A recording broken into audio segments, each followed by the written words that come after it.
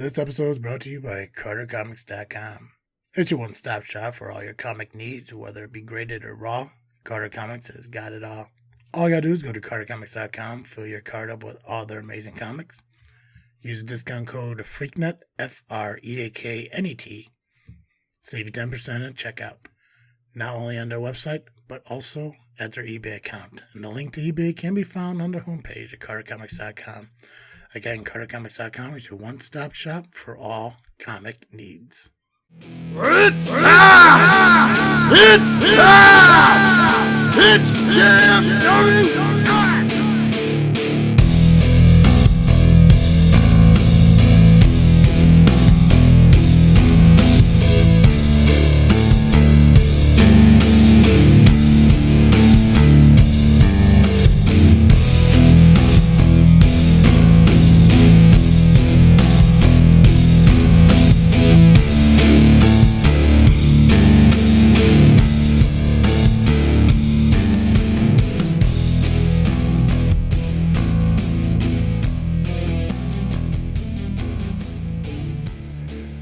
Alright guys, this is our time to step in the ring with the greatest faction in podcast history. Jazz Freaking Wrestling, the JFW Podcast, hosted by Travis-Steve. And I am the Faction Slayer and two-time Nova Award for 2024, Nubby, the Amazing Turtle. And I am the nope. Not that anymore. I am back as the podcast Papa and am also a two-time Nova Award-winning fella, Pacman. I'm lost. How can you be the podcast Papa if you're only on one podcast now? Two podcasts. You're not on the LIM. I will be on the LIM podcast going forward. That doesn't change. Yeah, but you're not the leader of that. I know. You're not even the leader here. So you're more like the podcast uncle. I'm the podcast third cousin. Yeah, there we go. See, I can justify that. You are the Kissing Cousin podcast guy. But solid night for you guys at ARWPro. I didn't get to see it. I wasn't there. But I saw some things, some lives, posts over on Facebook and some posts after. I watched a vlog by some lovely intoxicated men. Nubby, on behalf of your wins, I decided to eat pizza for dinner tonight. So there you go. Nice. And where did you purchase this said pizza? Casey's. Oh, solid. They came out with a jalapeno popper pizza, and I'm like, sold. On behalf of my win, are you also enjoying that with a nice cold old style? No. You didn't wrestle a match. My one match of the year. I don't quite know what happened, but I heard that the match won via a Maximus chokeslam. So, congrats. I'm really excited to talk about this match card.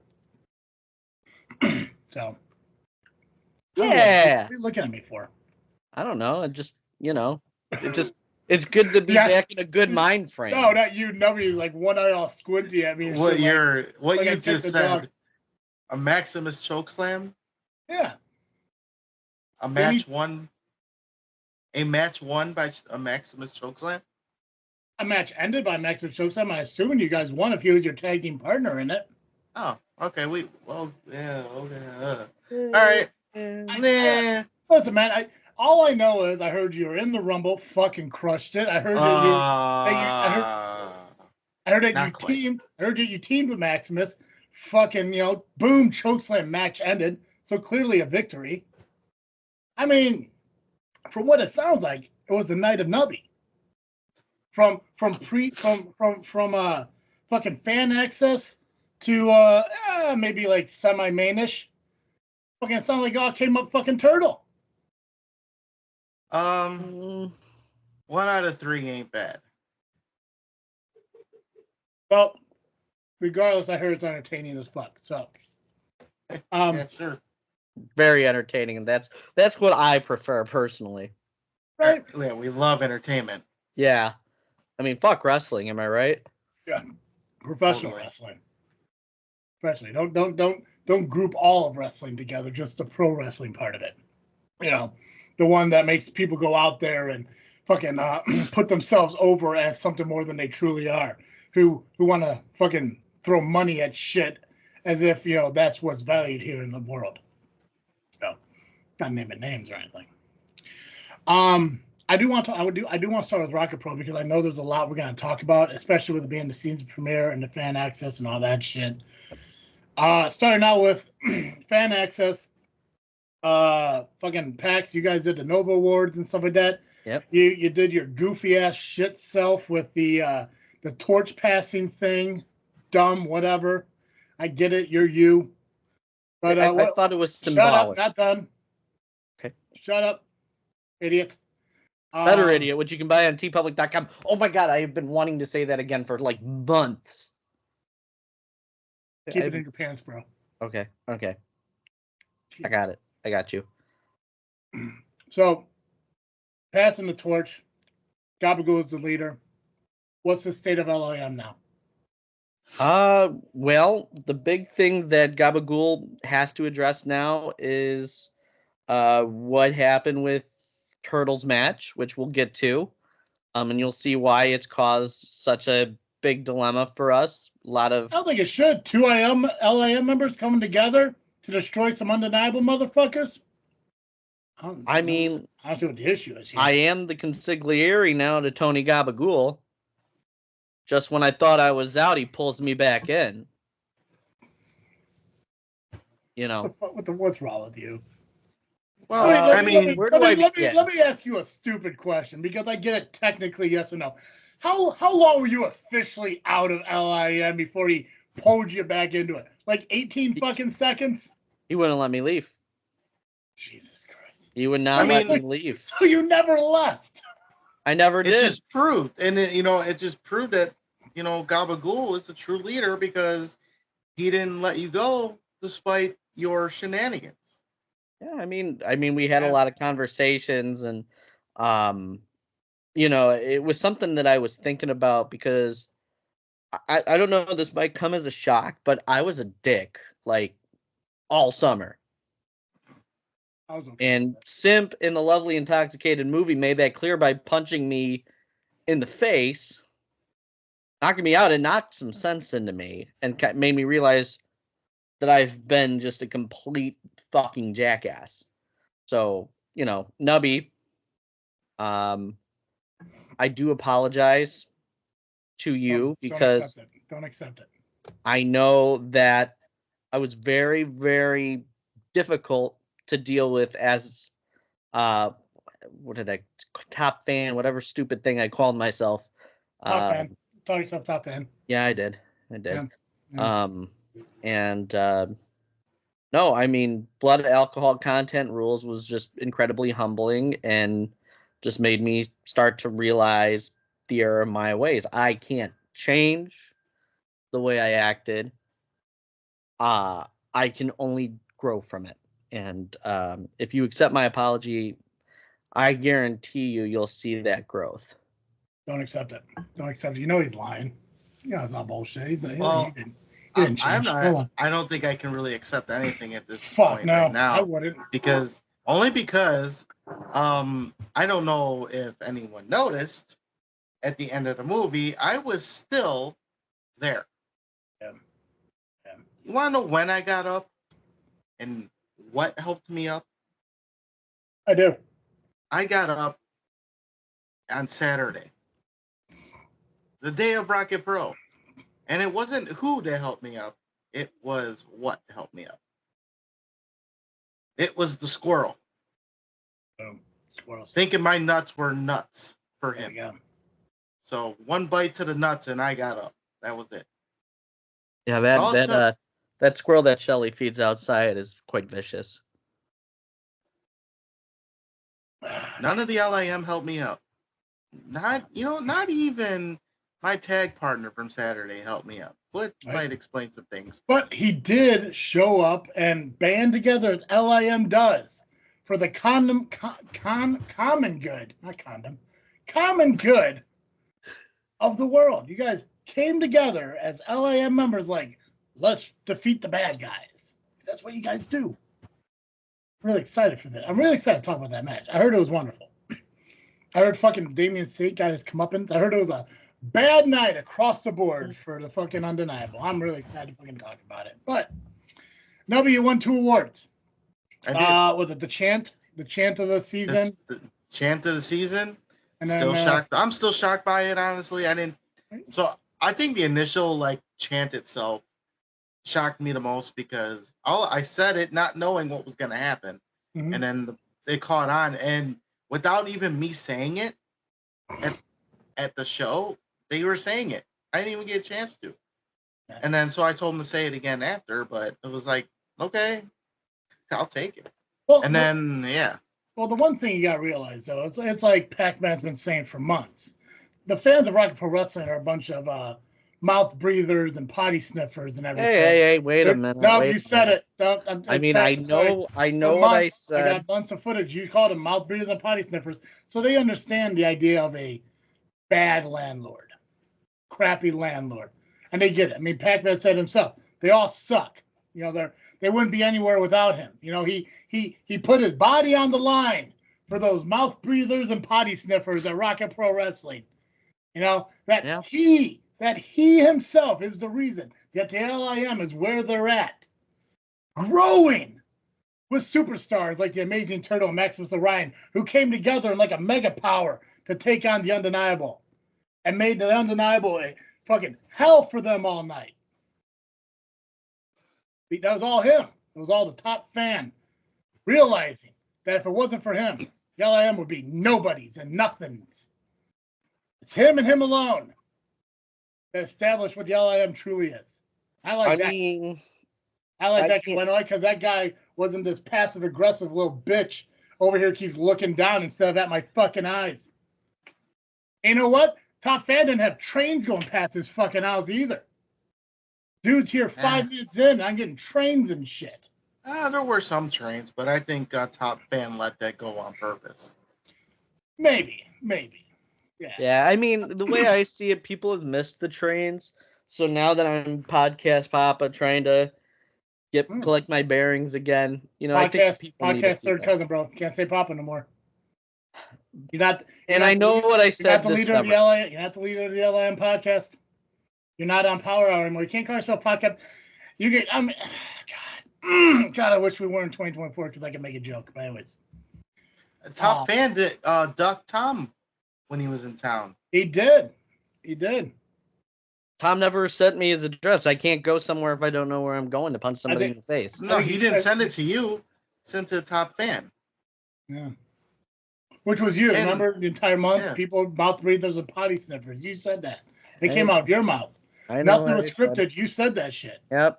Yeah, you did. I know. And speaking of things, did anyone notice how the outside world of Illinois smells less shitty since this weekend? It has less of a shitty smell. You want to know why? Why is that? Kyle went to Florida. Oh, that's why my work smelled differently. Yeah, because they got like the fourth Mother Jedi talk box or some goofy shit happening this weekend. Fourth Mother talk, and I listened to that. Don't correct it. It doesn't matter. Yeah, I respect. I respect. Why? Jedi talk. So fucking Tom could go on the fourth Mother box to promote Carter Comics as Kyle sits there and tells him nobody reads comics anymore. Great plug, bro. Fucking crushed it. Well, Guys, what's funny? That plug? Did you hear that fucking plug? Yeah. Hey, Tom. What's funny about it? Kyle, hold on. Hey, Kyle, you read good comics lately? Well, nobody reads comics anymore. Way to plug the sponsor, bro, you dipshit. He totally Pac-Maned it. Yeah, he totally fucking Pac-Maned it. True mouth breather, that one. Yeah, well, we're sponsored by CarterComics.com. Oh, yeah, comics have the best stories. You jag-off idiot. Pick a side, Kyle. Right? God. Pick a lane. This is like the Dan Ryan. Pick a lane, in the words of the new Godfather of the LIM. You were saying, Nubby? I'm sorry. It's a little funny now because it was a Fourth Mother talk. Yeah. It is on Fourth Mother box. And for one episode, it's on Jedi Talk. So people on the Jedi Talk side will hear about Carter Comics. Yeah, they don't have a promo code, but it's fine. There is a conversation between Jedi Talk and Freaknet Studios to try to get some things worked out. Obviously, Tom is leading both shows. Jedi Talk, I'm 100% on board with them having a promo code. Tom wants to figure out some things with Jedi Talk before we move forward with that, and that's stuff that I don't have to get into. That's behind the scene protocol shit that we have to figure out. But yes, every member of Freaknet Studios is sponsored by CarterComics.com except for Jedi Talk, and I am fully confident that it will as soon as Tom's ready for it. And yes, that's because of me, and everyone's fucking welcome for it. And that's it. It's plug it the way you will. You guys want to make money, you got to do it yourselves. It's not on me anymore. Power Hour, Force Multibox, LIM, you guys want to make money? Promote and push CarterComics.com and your promo codes, because that way you'll make fucking money from it. I cannot do it for you. I will not do it for you. You guys want to make money? That's the way to do it. Sell fucking comics. It's like those Stanko knives, but they're not shitty. You know, you don't gotta sit out there and cut pennies in front of strangers and shit to make money. So, by the way, Pax, watch the vlog. Awesome intro. Way to just copy what I fucking say in mine. Clutch. Yeah, I was good. trying to figure out what to say, and then I just found the transcript of yours and just memorized it. Yeah. You had to memorize words. You couldn't just read it. That's true. Yeah. As a theater background, I kind of am good at with remembering lines, even though a lot of the Lovely Intoxicated movie was all improvised. So I could play my plug and your plug, and it'll be word for word? It'll be fairly close. No, it will be word for word, because you did theater and you're fairly good at it. Yes. So it will be word for word. Should be, yeah. Okay, what if it's not? Then I guess I'm... Are you willing to bet your membership of LIM on it? I don't think I'd be willing to do that. Okay, so you're not confident then. I'm the consigliere. That comes with a lot of different responsibilities. But I'm asking you, don't top fan this shit. No, I'm sorry. Top fan would have answered. Don't Pacman this and yes or no. Are you confident enough to give us something you love to prove me wrong? I love this Nova Award. There we go. Exactly. Idiot. Better idiot, which you can get on tpublic.com. That's right. Okay, let's talk about Rock and Roll Wrestling. Let's dive into that because there is a lot. Congratulations to the LIM and for Nubby for winning your guys' role. Oh yeah, Pacman, you won match of the year? What was the Rowdiest Fan Group? Rowdiest Fan Group, which was a no fucking brainer. And the fact that the Scumbag Army came up and fucking said some shit. First off, attempted to say shit was fucking hilarious. And Nani coming up was annoying as fuck. Don't know how, like, both people doing it give you different expressions, but just Nani fucking shut the fuck up. Guys, it's like I want to wish her well in her future endeavors, because when she sits there and says, wait till this season, everything's gonna come up, or fucking idolize her or some goofy shit, whatever the fuck she said, no one believes her. Like, no one fucking believes. She had an entire year to grow a fucking group, and she has 3 maybes.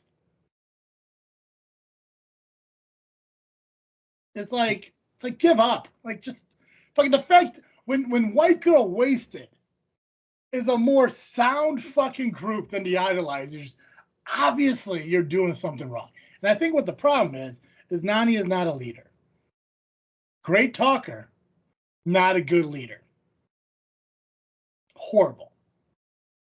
And the fact I think what Maximus Orion, when she was running sound or some shit for the Axxess, he told her not to bust his speakers or some shit. Fuck that. I would have fucking been as high pitched and annoying as I could to break those fucking speakers. Because if you can, fucking impressive. Don't listen to fucking what Will has to say. Fuck that shit. Bust the fucking speakers. That would make a memory.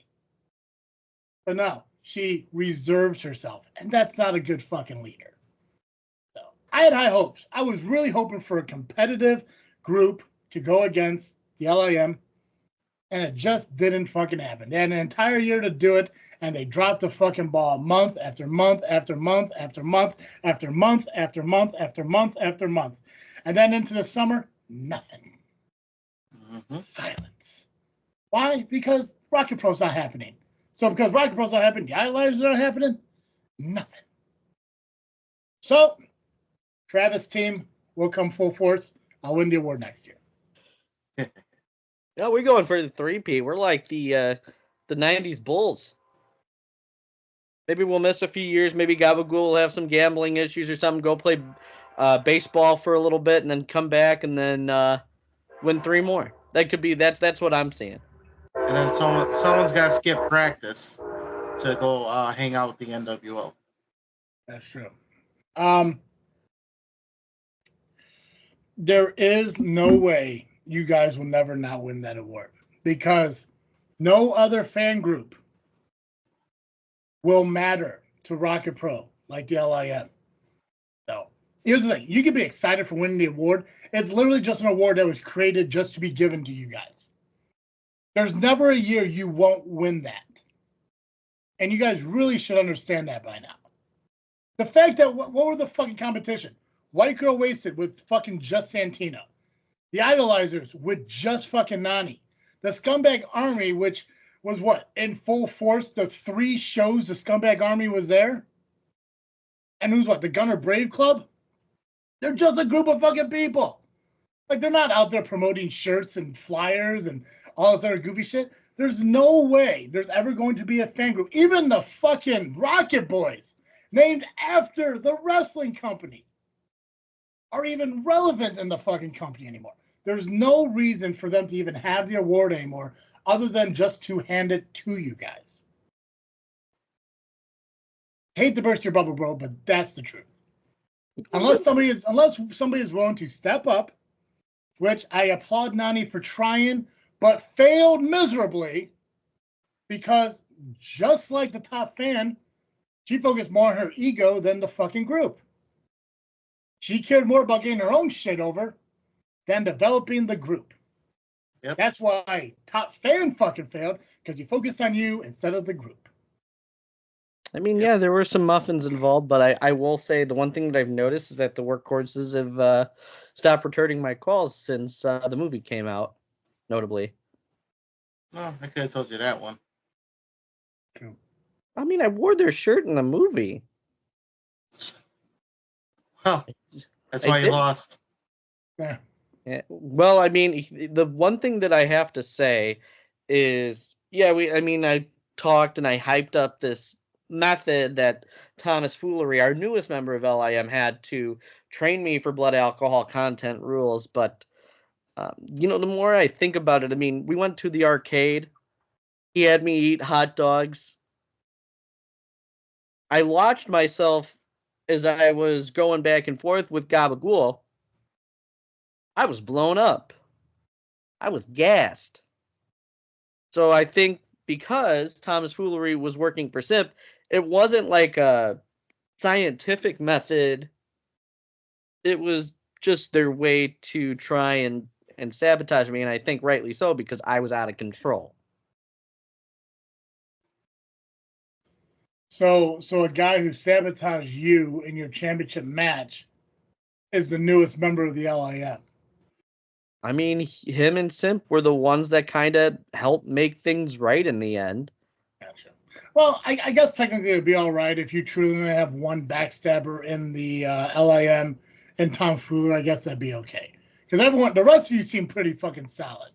Like, you guys are all on the same page and willing to come together for the common good, as you are better for each other when you unify. So as long as there's only one shady motherfucker that's going to betray somebody in the LIM, and that guy's name is Tom Foolery, I guess you guys are doing all right. 2 would be disastrous. If there were 2 people in the LIM who would betray one another and fuck them over in probably the most important match of their fucking life, well, that'd just be devastating. I don't even know if the LIM can survive that. But luckily, there's only one guy in the LIM who would fuck over their buddy in their time of need, in the biggest match of their career, and that guy is tomfoolery, then I guess you'll be okay. I mean, he was a double agent for Simp. Simp and I kind of had a conversation after Blood Alcohol Content Rules. I mean, it was like his AI voice, but neither here nor there. Really, the big thing that he had told me with Thomas Foolery and his plan is we have bigger fish that we need to fry when it comes to Rocket Pro Wrestling. My stuff, my over-focus on the title, my over-focus on keeping control of LIM was getting in the way of some larger goals. And to Simp, I mean, you've seen it. He's not the biggest Damian Saint fan. He's not crazy about the undeniable. He thinks Saint is out of control, like I was out of control. Gotcha. So we need to focus on. So what was said to me was we need to focus on only one out of control person, not two, and have the other one be within our ranks. Gotcha. Clearly, you guys know I know what happened in that tag team match. Wait, what happened? I missed it. The fact that instead of Pacman trying to correct me in my fucking humor and put his own shit over proves to me he's back. Yeah, I'm back, baby. Instead of him telling me, like, well, Travis, technically what happened, blah, blah, blah. Instead of doing all that, he puts over his fucking movie for the 5th time in this show alone, shows fucking Pac-Man's back. Let me ask this clearly. Would you rather have, what would you prefer? You know what? Let's go podcast. Top fan. What would you prefer? Top fan. 100%. Workhorse merch plugs or lovely intoxicated movie plugs where there's lightsabers and fun and goofy stuff? The workhorse plugs. You talked less. It was awesome. I thought the lovely intoxicated movie was just more entertaining. Sure. But top fan talked less. It was awesome. I did. I feel like I talked more. I feel like I could shut up. I did drop the hammer in the movie. Yeah. Oh, and it also was clearly hammer time. It was awesome because the top fan also shared our podcast shit. So that was awesome. It was in the drafts folder. I found it. It was us. Yeah, it was in the drafts folder. Yeah. Yeah, it was in the drafts folder. Uh-huh. Yeah. Yeah. Power Hour show made it through. That was no problem. The Lovely Intoxicated movie post went through, no fucking problem. But the JFW podcast that promoted LIM and Rocket Pro Wrestling, now that got lost in the drafts. Because there's no way. For days, it was lost in the draft. God forbid. It's not like you weren't on that fucking Facebook page for days. It sat right there. As you posted, I could have sworn it posted too. As you posted for the Lovely Intoxicated Men. But no, instead, you didn't want to sack up and say, hey, man, you're right. My bad. I'll fix this. You went with, I swear it was in the drafts. It was in the drafts folders. Prove it. I don't have a screenshot of it. You can't prove it. Well, why would I screenshot it? It's like, oh, shit. I thought this posted. Let me post this real quick. Thing. If I was accused of something and I knew I wasn't in the wrong, I would grab proof of it. I would have screenshot it. I did not realize you and Nubby were talking about it at the exact same time. Sure. Well, here's my thing. Yeah, you could screenshot it. Yes. But at the same time, you could also type it in as you go and still screenshot it. There's no way you can defend it or prove anything. And the hilarious thing about it is after we were all said and done, and I sat there and I talked to Gabagool, and I told him the one thing I fucking hate in this business is promoting people's shit who don't promote mine. And fucking Pacman is the first person to prove that to me right after that show. It was in the drafts. I could have sworn I posted it. That's like George Costanza. I was in the pool.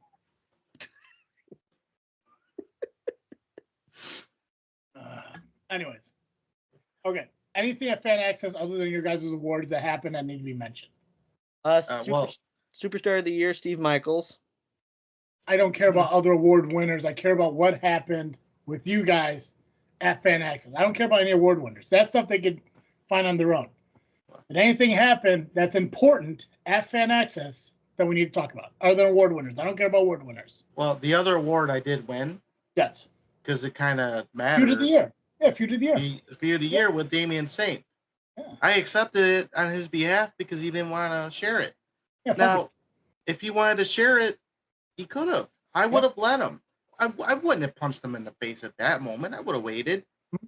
See, it just proves he didn't want to work with me. Had he wanted to work with me as general manager, we would not have had a match. We would have been taking Rocket Pro, beyond entertainment and wrestling. You know what I mean? But we would be fine. We would be great at this point. Mm-hmm. But now he couldn't even share an award. So you know what? Fine, I'll take it. It's clearly up here. I got it. That's right. And I mean, if now I can say if it wasn't for me, that award wouldn't have been won by us. Exactly. We would have been stuck with VHS and Idols winning that award probably. Yeah. And then you get a jackass who manages a fucking wrestler in Power Entertainment mocking your award. Oh, yeah, that fucking piece of shit. Just some dopey looking jackass over there fucking, you mean this award? I mean, I was nice to him. God. I was being nice to him last week. Right. I was letting things go in honor of our friend of JFW, Daly. Right. I was trying to do right by her. Right, yeah. But we care about now that's it. That's it. I'm done. Yeah, you don't disperse my award that I worked hard for. You done it now. You done it. Made a big mistake. Yeah. I can't allow you to think you could just walk away. So, Daly, I am sorry now. I cannot call a truce at this point. You're just gonna have to deal with me punishing your boyfriend. That's it. I'm done.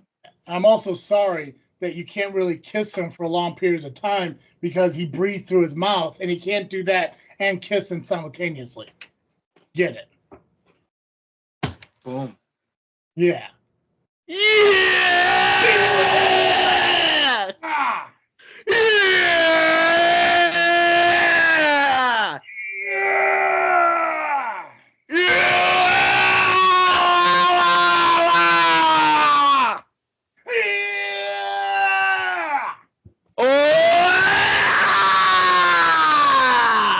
That was not a yes. Yeah. Okay. We are so back. So Fan Axxess, fantastic. Congratulations, you guys. Congratulations to all winners. You can probably find them on ARWPro's Facebook page or whatever, who won everything else. Lovely Intoxicated Men YouTube channel or Facebook page, Facebook Live. Check that out. There you go. Awesome. Okay, so let's dive into the actual ARWPro show itself. Let's do it. So, yeah. I don't know who's doing the results for it. That would be Pacman.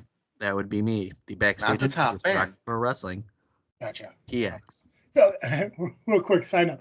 Did anyone else think that Pacman was going to get his ass handed to him by Marche Rocket, or was it just me? Right? I thought that fucker was going to chop the shit out of you. Yeah, I mean, I kind of caught them at a weird time, but I was just doing my job.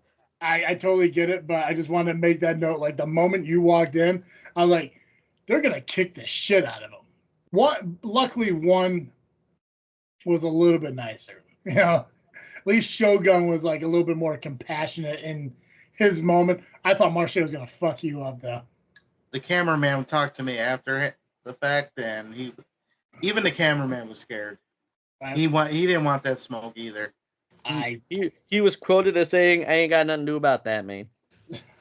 In my mind, I was like, God, you think Muggsy was bad? Wait till you fucking get hit by Marche. But yeah, professionals, I appreciate it. Anyways, go ahead. What kicked off the show there? The Rocket Rumble. So I will just hit the highlights of it. So there were a lot of debuts in this Rocket Rumble, people that ARWPro has not seen before, including Cash Money Corey McHenry, Mike Morris, Kid Lat made his debut, Disco Ray came out and danced a little bit, before being thrown over the top rope. Talk And about, you talk about getting pops. We He saw got some. pops. We saw some. I saw it in the vlog. That was fucking good. We saw some returns as well. The inaugural Rocket Pro Wrestling champion, who won the Rocket Pro Wrestling champion in the inaugural Rocket Rumble, Mark Reconcile, came back and had a back and forth with his old rival Aaron Stone. That was a big fucking dude. Yeah. Bruh. He's a big boy. I am so glad that whoever was shooting the vlog footage got the angle of him being eliminated. I thought that dude was going to take out the fucking front row. Like he fucking went. Like he full sent his ass over that fucking rope. I was like, oh god, no. You're seriously not fucking holding your buddy off until like the grand fucking excitement of this entire thing, are you? Oh, wait, there was a buddy of mine? Oh yeah, Smiley McGee from the Lovely Intoxicated Men came out as number 3, but that was stopped by General Manager Damian Saint, who made him stand at ringside, still let him be a part of the Rocket Rumble as the Rumble coat rack. And I must say, by the end of the night, if you saw that picture that's on the LIM page, I swear to God, Smiley looked just like the villain in one of those anti-drug afternoon specials from the 80s. I mean, tinted glasses, the hat, everything. Dude looks shady as shit. But I'm so proud of him. Well, I guess that's a better situation for him than his previous encounter with Damian Saint. That is when he true. was chucked off the deck. Yeah, and I mean, he had to wear the neck brace. I mean, he didn't wear it in the Rocket Rumble, but he had to wear it after the show, as you saw. Mm-hmm. The way to the jackets, man. Yeah. Really aggravating. I was excited for him, man. I thought maybe he was really going to get in that fucking ring. And then Damian Saint was Damian Saint. So was there a alternative number 3, or was there only 29 or 19 participants in the Rumble? That would have been Corey McHenry, who was the actual number 3. Gotcha. Okay. Other things to note, Skylar Reed returned and went right after Devin August. They were on each other the entire time. There was also an interesting situation brewing between Youth Gone Wild. Tom Heisman was jumped by Tristan Hayes and Buddy Jr. And I will say Creed Flywheel. What were you waiting for, man? Why didn't you just say the Freebirds? Oh, yeah, the Freebirds. The Freebirds are now in Rocket Pro Wrestling. Yeah, you're saying their fucking names. You might as well just say the Freebirds. Like, you're looking at me like I didn't know what the fuck you were talking about. I was waiting. I was like waiting for somebody to say it because I was just too excited. Why didn't you just say it? I was just way too excited. Jesus Christ. Wait, so are there only 2 Freebirds? I thought there was like 4 of them. There were only 2 that appeared. Yeah, Buddy Roberts Jr. and Tristan. There's always been just 2. Yep. Officially right now. So was Gordy's daughter not part of it? She was never part of it. No. Part of that stable. She should be though, right? I would assume like maybe she has out elsewhere, but I don't think it happened in the Midwest. Gotcha. So this is a similar Freebirds to ARW.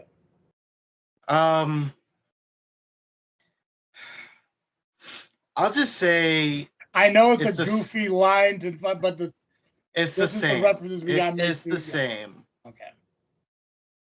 Yeah, we don't need to speak on that aspect but for my frame of reference, right? It's the same. It's the same group where they had the story with their ship being stolen and all that other shit. That's them. Yep. I'll just say Youth Gone Wild thought they could run away, but no, the Freebirds found them. They found a way into Rocket Pro, and there you go. Now Rocket Pro has a big problem. I will say, I don't care who does it. They need to get Gordy's daughter in the Midwest. She does a lot of shit down in Texas. I think she makes it to OVW from time to time. Somebody needs to bring her to the fucking Midwest because she is actually really fucking good. I'm waiting for CSW to fucking do it. I mean, I don't know. I don't think they need to though. They got a boatload of talent on that. They don't Yeah, need but her. it would be good though, because I know There's gotta be a reason. I know SCW is not gonna do it. I know ARW really doesn't do it that often. They'll have a women's match like once every few months or some shit, if that. I know Rocket Pro doesn't do it. POW may or may not do it. If anyone wants to do it, it'd be CSW. Just because they're the ones I see bringing in the big names from time to time. Fucking even maybe D6. Fucking D6 might be able to fucking bring her in to face Miss Larkin and shit like that. But somebody needs to bring her in. Just because I want to go fucking see her, but I'm not paying for it. But with that all being said, Eric Schultz Gunner Brave was eliminated with the assistance of Shaq Jordan from the Rocket Rumble, and the new Zero Gravity champion is Eric Schultz. Wait, hold on a second. So Shaq Jordan eliminated Gunner Brave. Was he in the match? So Shaq Jordan was the number one, was eliminated earlier on, and then came back to eliminate Gunner. Yeah, but why? So if you remember at the end of last season, Gunner Brave was in the Fatal 4-Way for the RPW Championship. Yeah. And Shaq Jordan came out looking at first like he was going to help Gunner Brave, but then attacked Gunner and cost him the match. I think Gunner eliminated Shaq. Gunner did eliminate Shaq. So that might be why. Yes. So because that's of part Shaq of it, Jordan, and then as well as the Rocket Pro Championship match at Kicks on 66. So because of Shaq Jordan, Schultz is champion of Rocket Pro Wrestling. Yeah, and it's not like I've seen it, being out there. I watched the entire match on the monitor. I thought you were in the match. Oh, I thought so too. Why weren't you in the match? What'd fucking Pacman do? I don't have that much power. Well, if Pacman was still leader of the LAM, I may have some shit to say to him. But he's off the hook on this one. Ooh, are we blaming Gabagool? I'm not blaming Gabagool, but he may have to do some things now. But that sounds suggestive. Fuck. Let's just say that I don't know who to blame at this point. Once we get further into the show, I'm really confused. Let's wait for you to pull that curtain, bro. That's unfortunate, man. That's your fucking thing. I was scheduled for it. Like, I made the announcement back in Kicks on 66. Yeah. Pacman posted the video. Yeah. Mm-hmm. I said I'm going to be in the Rumble, and then I get there, anticipating I'm still in the Rumble. Then I see I'm not. Yeah. And hey, real quick, Saint was nowhere to be found for that one. Yeah. Side note, real quick, how many times did you win that IWA Productions Battle Royal title? Once. Once, and you've held it ever since. Yes. 1,886 days to be precise. Yeah, I was just gonna say, like, I found the post where you won that. Oh yeah. Yeah, it was like June of 2019. I don't remember the exact date. It was July. No, I think it was July. June. Was it? Yeah. Anyways, yeah, I found the post. I forgot. I was Googling something that was IWA Productions related, and yeah, you popped up holding the title. July 12th. You're right. Yeah, July 12th, 2019. Tested the waters tonight here at IWA Productions. I lost my singles match, but I won another Battle Royal Championship. I wasn't sure if I should with the injury I suffered in June. That's probably why I thought June. I think it's safe to say I continued doing the wrestling thing. Boom! Nubby holding gold. Nubby gets bolts. Fucking Nubby's getting pops. Nubby's faction slaying. And Nubby's holding a title since July 12th of 2019. Well, I necessarily don't hold that title because Metalhead. No, let it go. Metalhead stole it from me. Well, Metalhead's a jackass, so don't tell him I said that. If you do, I'm over here. It's fine. Okay, cool. So I guess Aaron Schultz. So I guess not all bad, but every good beginning has a horrible ending. So we'll move through the night. What was the next match?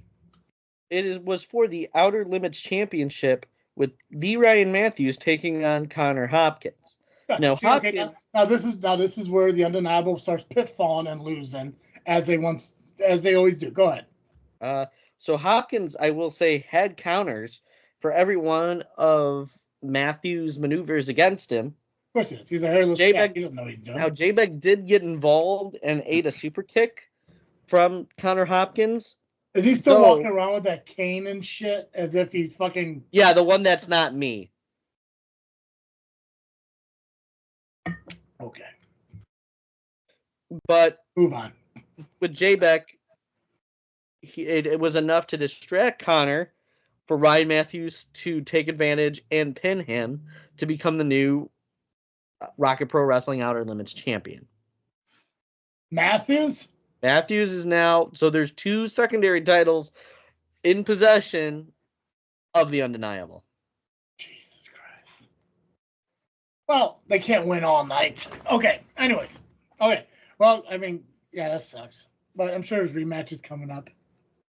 Where was the Coyotes with all this?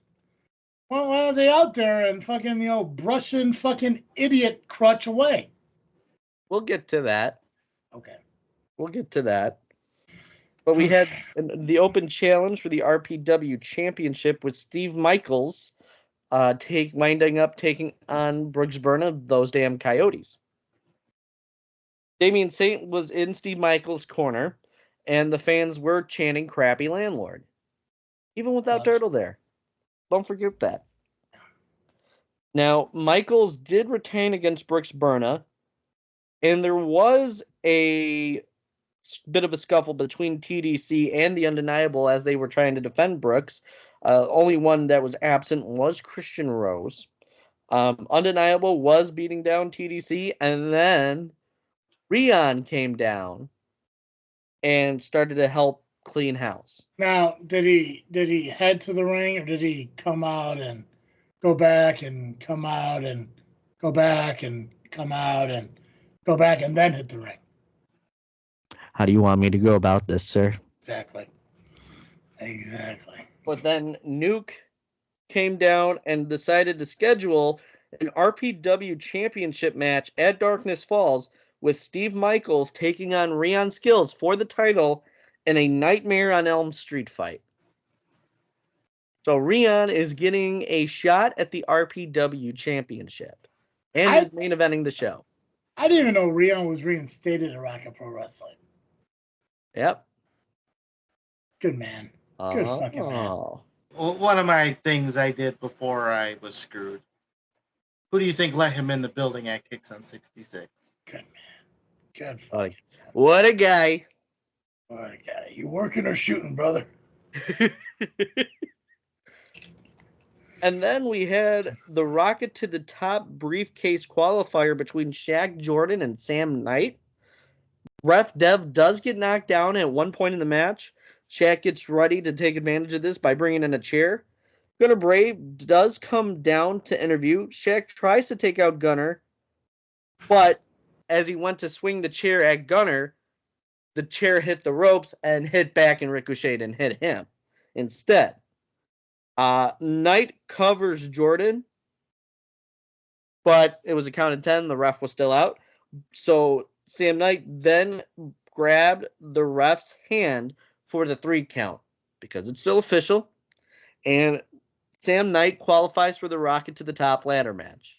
I don't. We've seen it before. We've seen it before. I know we've seen it. I didn't agree with it then. Okay. Only when it happened to me. Only when it happens to me. Yeah, that's what it happened to you too. Yeah, God. Okay. Well, I mean that's a surprise, because Shaq Jordan seems like a ladder match kind of guy, but and breaking lights. Yeah, well, he shouldn't be fucking with. You shouldn't have fucked Gunner Brave out of that title. True. That's right.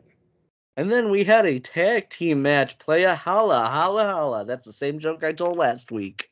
It was Damian Saint and Eric Schultz taking on Turtle and his mystery partner. And it turned out that the mystery partner was none other than Maximus Orion. Now I'm going to ask you, because I asked you a week ago. Okay. Not you. Oh. Did you pick him, or was he appointed?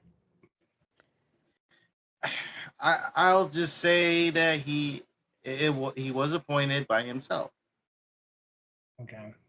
Which I wasn't gonna say no. I mean, it was Maximus. I think he did that because I did him a favor for the movie, so it was like him helping me out. I get it. No, that's what I'm saying. If you were told me it was appointed by Damian Saint, it makes a lot more sense. The fact that he inputted himself into it just makes me wonder what the fuck happened. But anyways, go ahead, Pacman. I mean, it could have still been Damian Saint. We don't know. But I'm going off what Mr. Maximus said to me. Gotcha. Now, while Maximus was directing Shell Shock Traffic. Yeah, I kind of almost ran a red light on that one. Yeah. So, Turtle hits a shell shock on Eric Schultz, and as Turtle was going back to hit a shell shock onto Damian Saint, he was intercepted by Maximus Orion, who chokeslammed him and allowed Eric Schultz and Damian Saint to pick up the victory. We have no idea what that was all about. I mean, when I was doing my backstage interviewing after the show, I could not find him. Shelly said that it was like he left the arena.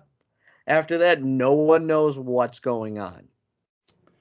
I want to get that commentary. I want that commentary from fucking Steve, because that's the guy. That's the fucking guy. That's the Rocket Pro guy. That's the Golden Goose. That's the LIM member. That's your boy, Pacman.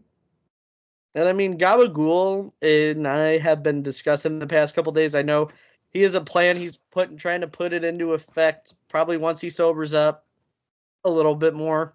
A plan for what? A plan to deal with this Maximus thing, because this has kind of become an LIM issue now. Since both Turtle and Maximus. There's no plan. There's one solution. You remove him from the LIM. That's the only course of action. That's it.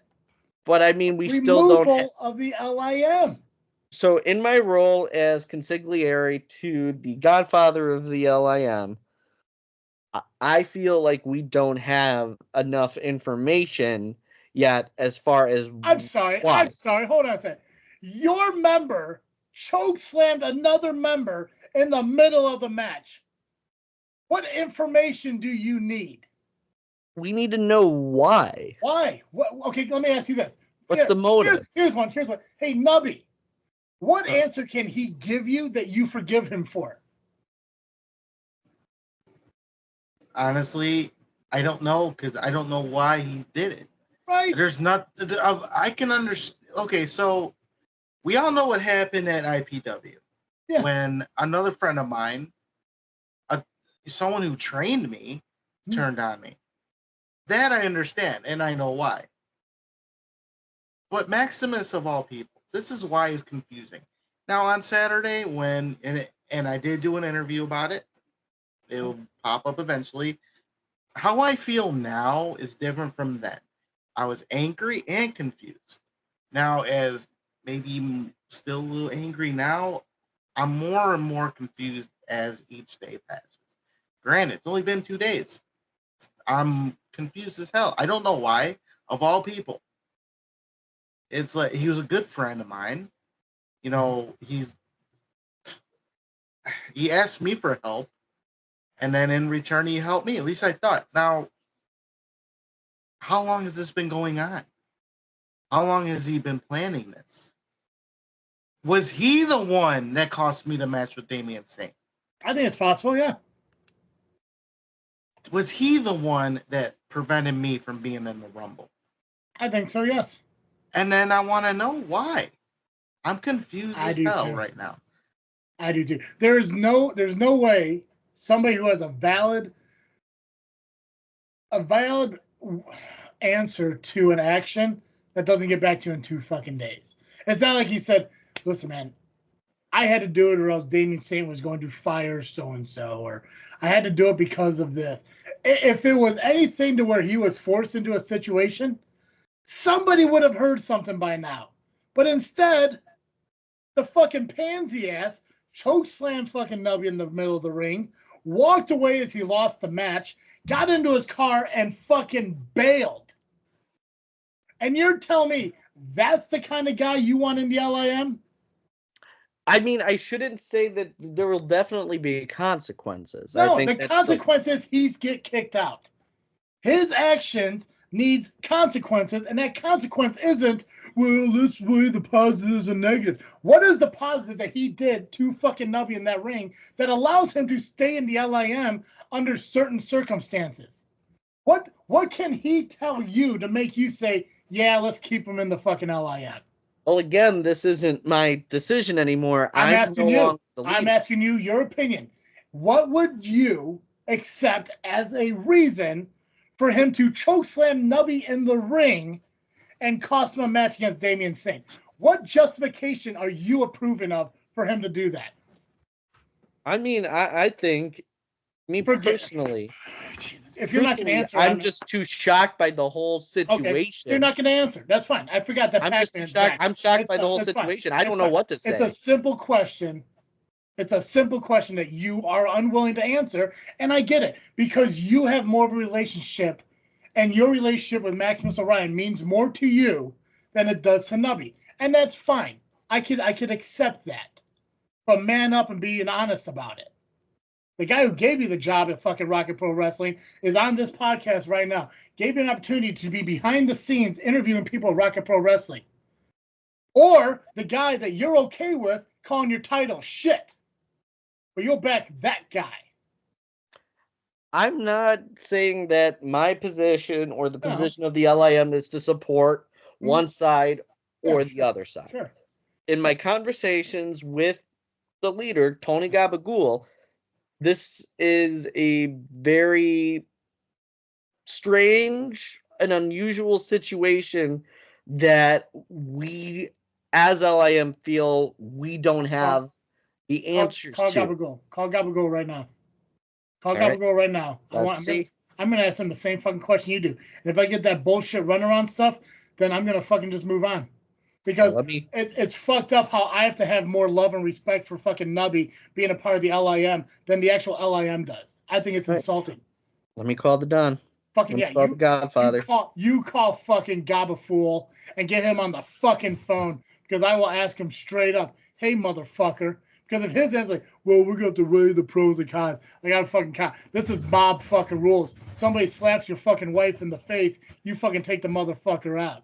You don't weigh the pros and cons of it all. Fuck that. Nubby, you should drop that motherfucker the next time you see him. I don't give a shit if he owns the fucking company. Fuck that guy. So, I'm going to handle it, and as Rian would say, accordingly. Yes. I want him to, if he's man enough, to meet me in that ring and explain it to me face to face. Don't be like Jay Beck the bounce check and hide behind a computer. When you finish. Oh, of course. Yeah, he didn't answer. Of course. Well, of course he's going to do it in the middle of the ring because he won't do it personally or he won't do it, in a fucking messenger or anything. He can't personally come to you and give it a reason. He has to do it in front of the fans because of his fucking ego won't allow him to personally have a conversation with you about it. So, of course, it's going to be in the middle of that fucking ring. But here's the thing. I'm going to tell you, I'm going to tell Pacman, and I'm going to tell fucking Gabagool if he answers this fucking phone call. There is not a valid reason he could give to justify the actions of what he did on Saturday to you. Regardless of the fact if it's what he feels is best for business, he should understand the personal stake you had in that matchup. And what he took away from you was an opportunity to shut Damian Saint up once and for all. And that's fucked up more than anything else. And that's the thing. Like, we had a chance to finally, we can't get rid of Schultz that much because he's a champion. Yep. And yeah, sure, we could probably injure him and he gets to give up the belt. That would have been great. But I'm all about that competition. But getting rid of Saint at this point, anyways, any means, because he is a piece of shit GM. And we need to get rid of him. And we had that chance. And why Maximus did this is still confusing me. And if he does have the balls to get in that ring and speak to me, I'll take whatever he says into consideration and how I go about this. Yeah. I mean, he did choke slam me, so that's gonna warrant some kind of physical altercation, regardless. Add to the receipts, bro. Add to the fucking receipts. Because receipts, baby. And right here. And here's the thing, I watched the video of the match. I saw what fucking happened. The one thing that's puzzling me right now, which is the big answer I need to understand, is was this an attack on behalf of the Undeniable or just a straight up attack on you? Because he walked away. He didn't celebrate with them as a victory. He didn't high five them and all this other shit and hug it out. And it's not like it doesn't show that he's a member of the Undeniable. It just showed he attacked you, gave them the win, and walk away. So is it a jealousy thing now that Maximus may have for you? Because let's face it, you get higher pops than he does as his own fucking company. So maybe maybe that's a jealousy thing that he's fucking shown. Because, like I said, as it states right now, I can't sit there and say, oh, he's part of the Undeniable. He didn't do it on behalf. I mean, even Saint's going on Facebook, and whether he would admit to it or not, he's gone on Facebook and said that he had nothing to do with it. Now, is he lying? Probably. Like a crappy landlord, he would lie. Yeah, but there's no proof of it as of yet. We can only look at the facts that are there. And what happened was he attacked you in the match as your partner, left you for dead, walked away like a fucking coward. And the fact that the LIM is not willing to say we will kick him out is upsetting to me. And what I would do, if I were you, Nubby, is if they allow him to stay in the LIM, I don't think you should stay in the LIM. I think maybe you should part ways with a group if they're willing to allow a shady motherfucker like that, a second shady motherfucker next to tomfoolery, by the way, to remain in the LIM as one of your brethren. All this is, it's all in my head. It's still a confusing situation. I don't know how to go about this. For once in my life, I am not willing to just go find him and beat the holy snot out of him. This is one of those rare times that I cannot do that mentally. So we're going to have to just wait and see if he will show up in October and meet me out in that ring, or I'll meet him somewhere. It's up to him now. If he's got the balls, if he's got a legit problem, come to me. Don't be J-Beck. Don't be Chris Hedford. Don't be Damian Saint. Be Maximus Orion and tell me to my face. Explain it. And then we'll go from there. Can you get a hold of Gabagool? I could not get a hold of Gabagool. Again, it was his first day on the job. This is something that has not happened before in LIM. This is something that has no precedent outside of course, me hitting Danny in the balls. But again... Are you saying this situation is worse? It could very well be. But we need to see... I think Gabagool would like to see more facts before, because there will be consequences for Maximus Orion. That goes without question. I don't know what other facts you need, man. If I punched your mother your mother in the mouth and said, well, Dizzle J dared me, you gonna be okay with that? It's fine as long as you got dared to. It's like, yeah, it was a double dog dare. I couldn't what can I do then? Is that an acceptable response? Like, he was, Mom, Travis was double dog dare to punch you in the mouth. What'd you want him to do? Say no? I mean, again, I am no longer the leader. I'm only the yes or no. If I punched your mom in the mouth because I was double dog dared to, would you forgive me? I would probably be very upset. Yes or no? Would you forgive me if I punched your mother? That wasn't the answer to the question. If I was double dog dared to punch your mother in the mouth, would you not forgive me? I would not forgive you. Okay. Is it because I acted physically against somebody you cared about? That would be yes. Okay. So are you willing to forgive Maximus for what he did to Turtle, regardless of what the reasoning? Again, exactly. we don't That's have. We that, no, don't. that's fine. I don't feel I I have get it. enough of the facts. I get it. I get it. It's confusing. It's Cool. confusing to What all if of us. What if it was malice? What if he did it out of pure malice? What if he intentionally did it on purpose, out of pure malice? You gonna forgive him? You gonna say, "Oh, well, fucking Will's my friend. Will would never do this. That's Maximus' ego." No, not I the mean, owner. as The owner long of the as company would do this. The former fucking Northland County bullshit champion who fucking got crotch shotted by fucking Rion last summer or whatever and had a feud with a hairless cat. That's the man who did it.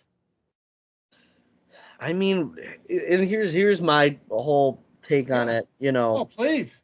Like, let's get your take on it. I mean, I have been up the past couple of days because of this whole situation, just because I never expected Maximus to do something like that. This is somebody who we've seen be incredibly loyal to his friends. I mean, anytime the Undeniable went after Aaron Stone, who was out there defending him? Maximus Orion. Yeah. When Damian Gray was starting stuff with me last year, who came to my defense and got in between us before the situation got bad? Maximus Orion. And I know through LIM, Turtle and Maximus became pretty good friends. And I'm just caught off guard, is putting it mildly, where my head is at. Out of curiosity, because you guys know I don't have the greatest memory. When Turtle got beat down by the Undeniable, who came out to his rescue? That would have been. Oh, it wasn't. Yeah. Who was it? I know. Nubby, who came to your rescue, man? Nobody. Yeah. So you can at least openly admit that will come out. I'm sorry, Maximus Orion will come out to the rescue of his friends, but that doesn't include Nubby. Or his mother, apparently. But you said that they have grown together in this bond over the LIF. Gotcha. As the season went on. Oh, gotcha. Okay. So now they're bonded together, just not when he's getting his ass handed to him by the entire Undeniable, or when he's betraying him in a tag match. But their bond is, maybe you don't quite know what's going on in the LIM as much as you think you do. He's been gone. It's a tricky situation. It's not all tricky. around. It's not fucking tricky. Somebody chokeslammed somebody in a match and cost them that opportunity to get revenge on somebody who caused them to have personal hell for almost a year. Explain the trickiness to that. Is it because you're so afraid to lose your spot at Rocket Pro Wrestling? No, you can't sit here and say, Turtle, I'm on your side about this. No, because the thing is, you don't want to pick sides, because you are going to end up with whoever is going to benefit you the most, whether it be the guy who gave you the job at Rocket Pro Wrestling before he got cheated out of his position at Rocket Pro Wrestling, or the current owner of Rocket Pro Wrestling that could dictate how much involved the LIM is in Rocket Pro Wrestling. I get it, you're not the top fan anymore, but you're still being a dick. It just, there's a lot of things running through my head that just don't. No, we're not circling this fucking conversation. You're not gonna keep fucking rounding. If you're not going to give a definitive answer on it, I don't want to talk about it anymore. Because that's all you're gonna keep doing. I can't answer that. I can't give a response because you don't want to give a fucking response because you don't want to upset somebody. You don't want to piss off Nubby. No, we have to continue not on. About no, that. That's it's not about that at all. That's exactly what it is. Because you don't want to piss off Nubby because you know we still have another entire half of the show to fucking do, and you don't want to piss off the guy who runs the company. I get it. You're middleman Pax, man. You're fucking Switzerland Pac-Man. You're PX neutral. I fucking get it. I understand it. It's stupid of me to assume that you would be able to answer a question and be a person about it. But no, you can't do it because that's Gabagool's decision now. You've given up power. It's not your call anymore. Now it's somebody else's responsibility. Where am I wrong in all this? I mean, it's just I'm not just thinking about what happened last night. I'm thinking about Kicks on 66 and Nubby's match there and how that ended. Yeah. I'm trying to. If that ended up being Maximus too, you still gonna forgive him? Is it still a tricky situation? None of it makes sense. If it ends up being Maximus that screwed you out of your fucking GM fucking position at Rocket Pro Wrestling, can you forgive him? Is there an answer he could give you that would say you're forgiven? I mean, just with those options right now, there's no forgiveness at this point. There's not. But I still, part of me still believes that it was Eric Schultz that did it. Absolutely. I mean, Maximus had that match later on. He was more focused on the hairless cat. At least I think he was. And I don't know. And that's why I said if it turns out to be Maximus, is it forgivable? There should be no forgiveness, and exactly that would just be mind-boggling, right? Because why? Why would you spend all that time? Mm-hmm. But you know what? I think we need to move on for now. Oh, we do. We have a lot more to cover, and I'm never going to get a straight answer on fucking Pacman when it comes to Maximus Orion and Rocket Pro Wrestling. So I should remember. If I remember anything in my life, it's that. I should never ask Pacman a yes or no question because he will not answer because he doesn't want to upset one side or the other. No, Nubby, actually, I do have one question for you. If there's any message you want me to impart onto the Godfather, what would you like me to communicate on your behalf? Well, I do agree that with Travis, something big needs to happen. And Gabagool, and I'm not asking. This is more of a demand. Sorry, Gabagool, gotta demand it. You gotta take action, and it's gotta be the right action. Yeah. Fuck yeah. I will bring that back to him, but we have the main event. He shouldn't have to. He should hear it when he listens to this fucking you know show. What? He just tried calling me. You can tell him yourself. Fucking yeah, pick up the fucking call him back, answer wherever the fuck it is. I'm gonna start yelling at that motherfucker too.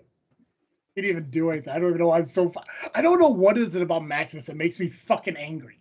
Like I really don't know what it is. Can you hear him? Okay. You've reached the office of the leader of the Alliance. All calls will be screened in order. I'm gonna punch this fucker in the head. I'll tell you that much. Can you turn your volume up? It's hard to hear. This is. I'm not pressing 2. Representative. Hey, what do you say? You fucking monster. No problem, Gabagool. Yeah, so we're all talking about the situation between Turtle and Maximus.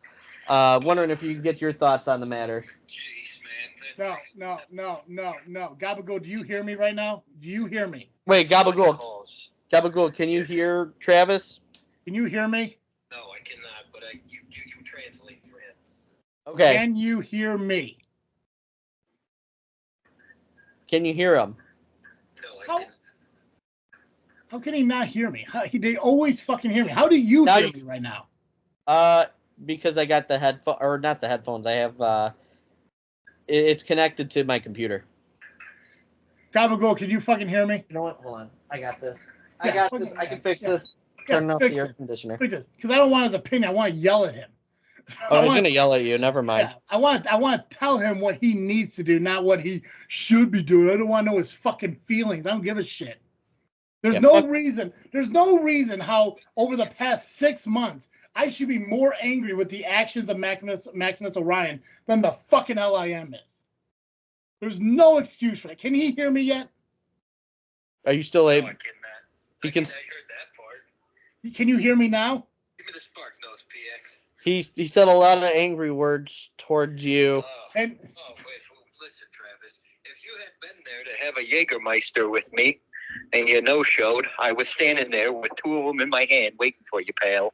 Why didn't you We message could protect me? the turtle. Why didn't you message me? Why didn't you message Travis? Clearly, you didn't care where I was at. You didn't ask. Hey, man, you on your way? I could have been on the side of the fucking road dying. It's not like you messaged me saying, "Hey, buddy, where you at?" No, you didn't give a shit. All you're worried about is, once again, like every other fucking LAM member, just getting your own shit in, worrying about your own shit. Oh, now I'm the Don of the LAM. Who gives a fuck? Listen, dipshit. Here's what I'm gonna tell you. Can you hear me? Can you fucking hear me? Are you able to hear him, sir? It's a lot going on. But can you hear me? Yes or no? It doesn't sound good, but he can kind of hear you. Okay. I'm going to say this as clear as possible. Like he's upset. Yeah. I is. am pissed because Pacman doesn't know how to fucking answer a question. All right. That's beyond us, below us, beneath us. I don't even know what he's fucking saying. Last year, but Tell him to listen to the show and then respond another day, I guess. Yeah, tell him to listen. Gotta move on. If he can't hear me, we gotta fucking move on. Yeah, if you're having a hard time hearing, we're gonna have to. Well, you'll listen to the show and he'll yell at you, and then you'll just listen to the show. And if you don't listen to the show, you can go fuck yourself. Tell you what. No, here's the thing. Text him my number, and if he wants to call me, he can call me. Oh, here. Okay. Here, you know what? Text Here's him what I'll my do. number. If he I'm wants gonna to call me, text he you can call Travis's number, and you can call Travis. How's that? oh, swell. Okay. I will get that handled. All right, bye. Jesus Christ. Let me mute. You mute. I'm gonna tell you right now, we're gonna blow through fucking everything else because this Rocket Pro shit's taking a lot longer than I thought it was going to. It's just, oh my god, dude. I don't. Well, let's get to the next match. Yeah. The main event. Wait, was this semi-main? Yeah. That was semi-main. Okay, gotcha. I thought this was like pre-intermission. I thought we weren't even like halfway through or some shit. Okay. Yeah. So the main event is, and I just sent Gabagool your number. That's fine. Yeah. If he calls, he calls. He doesn't, he doesn't. It's fine. And it's 3 rings versus final level for the RPW tag team titles. Now, Damian Saint came out and said he made a deal with the Fabulous Idols to add them to the match. So it was 3 rings versus final level versus Kevin Cade and Damian Gray. 3 rings retained after a distracted Kevin Cade confronted Joey Roth about getting overly involved in the match. And ominously... You there, Gabagool? Yeah. Okay, here's the thing. They can hear you. You can't hear them, but it's fine because you don't need to fucking hear them. You just need to hear me. Okay. As the Don of the Lovely Intoxicated Men, as the fucking leader of the Lovely Intoxicated Men, I'm going to tell you straight up what needs to fucking happen. You need to kick Maximus Orion out of the LIM. It's really that simple. I would agree with you. And if you don't mind me saying real quick. Yes. It's one thing if Maximus bumped Turtle in the head or elbowed him or kicked him, but I'm saying it all along. I say it to everybody. You don't accidentally choke slam somebody. So exactly. I'm going to work on something, Travis. I might need your help down the road. Well, see, here's my problem that I've been having, and this is why I'm in such a bad mood. So I apologize if I come off cross to you. But your dipshit over here, fucking Consigliere, or whatever the fuck it is, clearly doesn't understand mob rules, where he believes that there's a justification for what Maximus did that he may accept as a valid reason. I never said that, though. Yes, you did. Don't fucking say you didn't. You're like, well, it just depends on why he did it. No, I'm sorry. In mob rules, you disrespect somebody that's part of the family, you're no longer part of the family, right or wrong, Gabagool? That's right. And Turtle's a made man, and so is Maximus, but they still need permission if they're going to whack one another. All exactly, Watch right? fucking Goodfellas. Right, yeah. I don't need to see 2 dudes whacking each other off and shit in the middle of the fucking ring. You know, they need to handle their differences, you know, outside it. And the thing is, like I'm telling them on here, it's like, I don't know what it is about Maximus that makes me fucking angry, but the fact that I saw what he did to Turtle in the middle of that ring, not only costing him the match, but the personal fucking victory that he could have had is an insult. And I think, and when Pacman and Sanders say, like, well, the LAM's going to have to get together and we're just going to have to figure out what to do about this. There's only one course of action, and that's the removal of Maximus Orion from the LAM. Because to be honest with you, and all due respect to you, Gabagool, and all due respect to Pacman and everyone else in the LIM, I couldn't be part of a group that would allow a man like Maximus Orion to stay within that group if he's going to attack a close friend of mine like the Amazing Turtle. Travis, you have my word. Justice will be served. Little known fact, I studied these things in college. I know the law. And you don't want to be on this side of the law, Maximus. Mob 101. Fuck it. I'll take care of it. That's why you're the leader, man. That's why you're the leader. And I We'll get something. And I do apologize. I was not there on Saturday. I had full intentions to. Something came up, couldn't fucking be there. I do apologize. Brother, next time I see you, there's drinks written all over it. I will tell you, I can't guarantee the next Rocket Pro show I will be at, but I promise I will be at a Rocket Pro show, and we'll be able to have some beverages together. Hell, we'll have work two. It out, brother. Fuck 2, yes. 3. Little after party. Right? Absolutely. Maybe he'll show you the Chamber of Secrets. All right, brother. Well, you be safe. You take care, and I appreciate you taking my call. Well, my friend, thanks I for calling. appreciate your concern for our friend Turtle. Dude, and I was telling Pacman, it's ridiculous how I'm more angry about LIM problems than he is. It upsets me. Between his disrespect for your guys' title, between him chokeslam and Nubby, like I shouldn't be as angry as I am, but it infuriates me because he is disrespecting the good name of the LIM. And even though I'm not a member of it, I still value you guys as people. And I think it's just insulting that he's doing it. And the fact that Pacman can sit here and be like, well, he's my friend. Fuck that. I'll talk with PX. You just keep him on this podcast. It means a lot to him. Oh, I would never kick him off the podcast, but I mean, you may want to fucking find a new consigliere or some shit. Well, we went through a lot. Oh boy. I know, but maybe in the kitchen. I replace him with your fucking kid or something. Okay, we'll think about it. All right, man. I'll talk to you later. All right, Travis, take it easy. You too. Bye. Ah, God, I love that man more than you. Hey, Gabagool has always been my guy from the beginning. Even when I made fun of him with the stupid kid and shit, he's always been my guy. Well, him and Danny, but.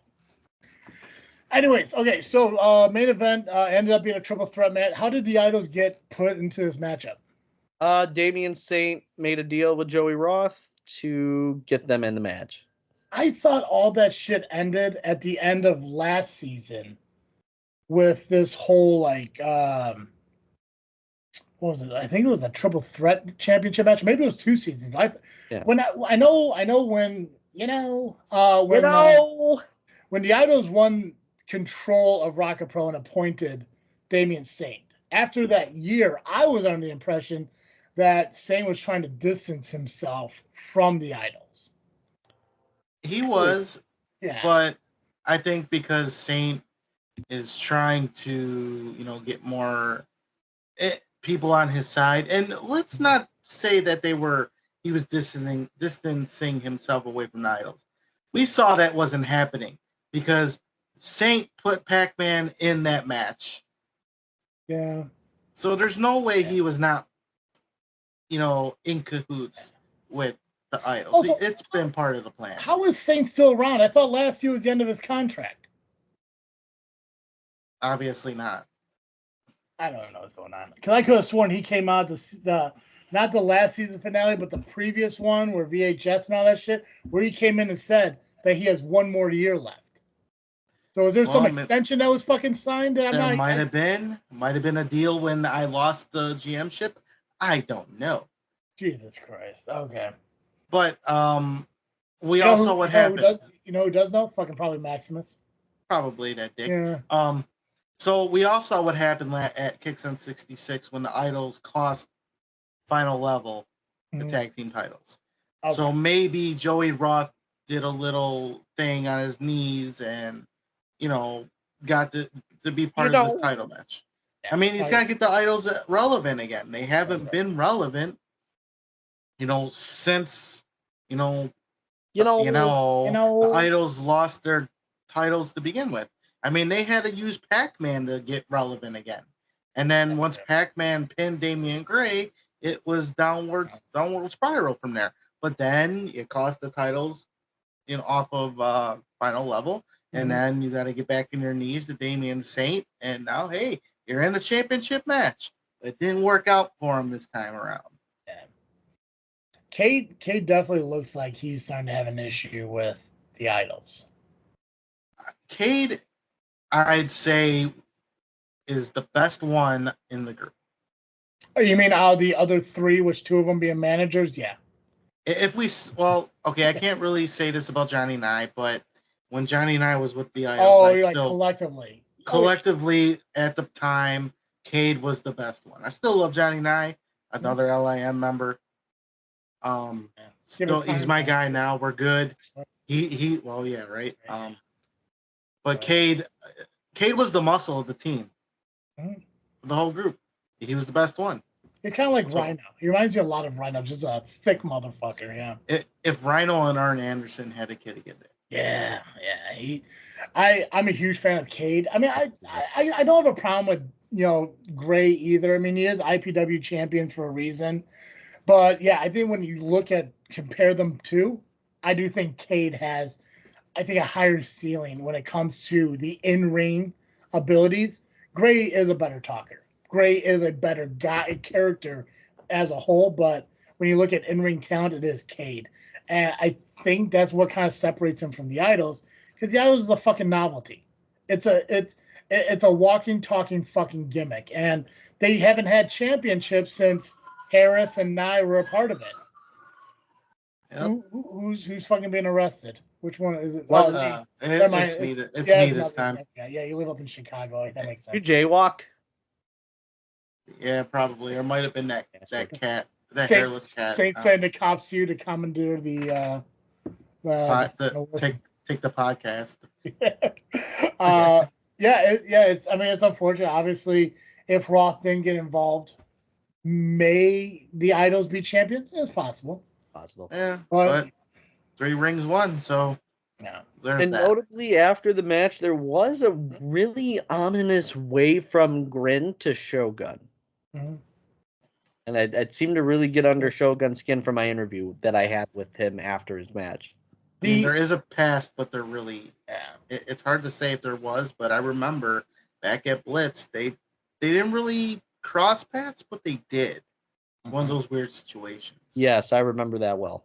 Season finale of Rocket Pro Wrestling. The final level lost without being pinned, correct? Correct. Mm-hmm. And this match, they lost without being pinned. Right.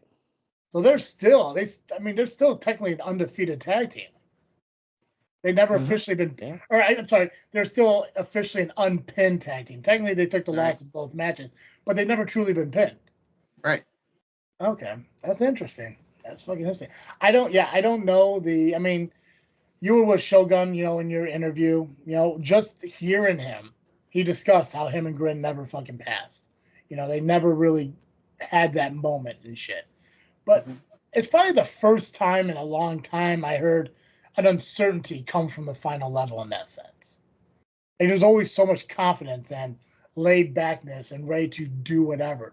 But in that moment, which is weird too, because wasn't it Grin that fucked with Marche at CSW after that coffin match or whatever?